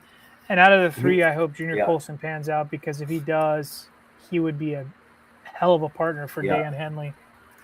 Yeah. So, anywho, that would be a really interesting one for you. And I know Nav kind of brought in a couple of his own that we covered off earlier in the show. I wish I heard his third, but, Sounds like he had a power outage or an internet problem or whatever the case may be. We've been having some crazy lightning down here. Yeah, so we'll cover off from there. And I mean, the Chiefs side of things, like a lot of it comes down to like health. I think they made a lot of very good offseason additions. So the question is going to be, do the rookies pan out, and does the health kind of carry them through, right? And so that'll be an interesting piece for the Chiefs. I think a lot of it is going to be the who stays the healthiest, and are their rookies going to look good enough to beat out some of the veterans? I think are going to be the big question marks for them if I had to kind of summarize as a broad banner. Somebody else you just brought up something that they did like rosters or something. Somebody ranked rosters like NFL beat writer or something, and they had the Broncos the highest in the division, which I completely agree with. I'm like, yeah, hands up. But then they had the Chiefs above the Chargers, which really I was like, that didn't make any sense to me. I'm like, over the hill, freaking Kelsey, Creed Humphrey, sure. And then I'm like, where's all the rest? No, let's forget all of those. No, forget all of those. The net of all of this is that even if you factor out last season, Mahomes, from a statistical perspective and where he was the past few years, has been a shell of himself for the last 2 to 3 years overall. Whereas Herbert, with your coaching staff, Harbaugh in particular, has been improving because he has a run game, because he has offensive linemen. Rice, I don't know. I'm just not impressed with their roster at all. Like, yeah, they got Kenneth Walker, who I like. Kenneth Walker, don't get me wrong. Like, we'll see what he can do. And I like some of their up-and-coming tight ends, but, like, their whole secondary, they've kind of filled it up in the draft. I don't know. We'll see. Look, that's why we need to gotta find a Chiefs person, because I need them to make this make sense to me. Though. Their team is a what if. The Broncos were a what if a couple years ago, and we were able to solidify the roster with a. He had a good core there for a while, and it's carried over. Yeah. And so the question is that you have that core, do you have that vision to move your team forward? Raiders have a good core too. I agree. They have some solid players that they're going to be able to build around. I agree. So, ladies and gentlemen, that'll end us for tonight. We appreciate your patronage on the show.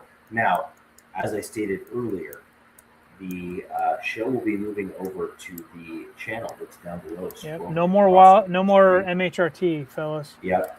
So go ahead and sub to that channel. I very much appreciate your patronage. We will go ahead and continue the show live over there on the Toops and Touchdowns channel on the YouTube. We will cover off primarily Broncos, but we're going to have a Wild Wild West show that will port over in its current format, as is, hosts and all, the whole bit. And we do have at least 2 Chiefs guys that we're in the process of vetting right now. I have one, and Aviza, you have one as well. We're seeing if we can't get that permanent Chiefs presence on the show.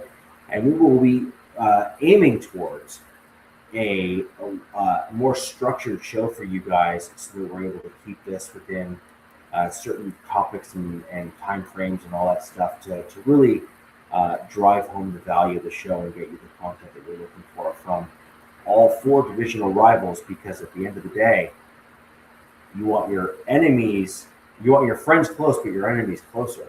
And this is a divisional rival show. So you're going to get a bunch of divisional information that you would otherwise miss as a result of just staying within your own little echo chamber. So we do. There's no link, Robert. It's just you're going to have to probably look. He might throw the link in there, or you can just search it on the. There you go. I just dumped that there in the chat again for you guys. So you can go ahead and sub to that channel. That'll be wholly owned and operated by yours truly to make sure that the show comes to you on a weekly basis. We are probably, just in full disclosure, going to probably take a week or 2 as a bit of a hiatus or gap as we allow the mini camp and stuff to kind of develop a little bit. And then once we have the mini camp information and some other, real solid topics to bring you, some real solid information. We'll be back on air on that weekly basis to bring you the AFC West news and updates and all of those good things. So, ladies and gentlemen, that'll do it for the show. YouTube channel link down below. We got ahead and got the channel information where you can go ahead and follow us live. By the way, DZ's channel will also be included in all future updates here on the show. He does have a channel of his own on the YouTubes. And then we'll go ahead and get Navman's and or Raiders Unleashed. Between the two of them, they'll be covering off the Raiders content here on the show.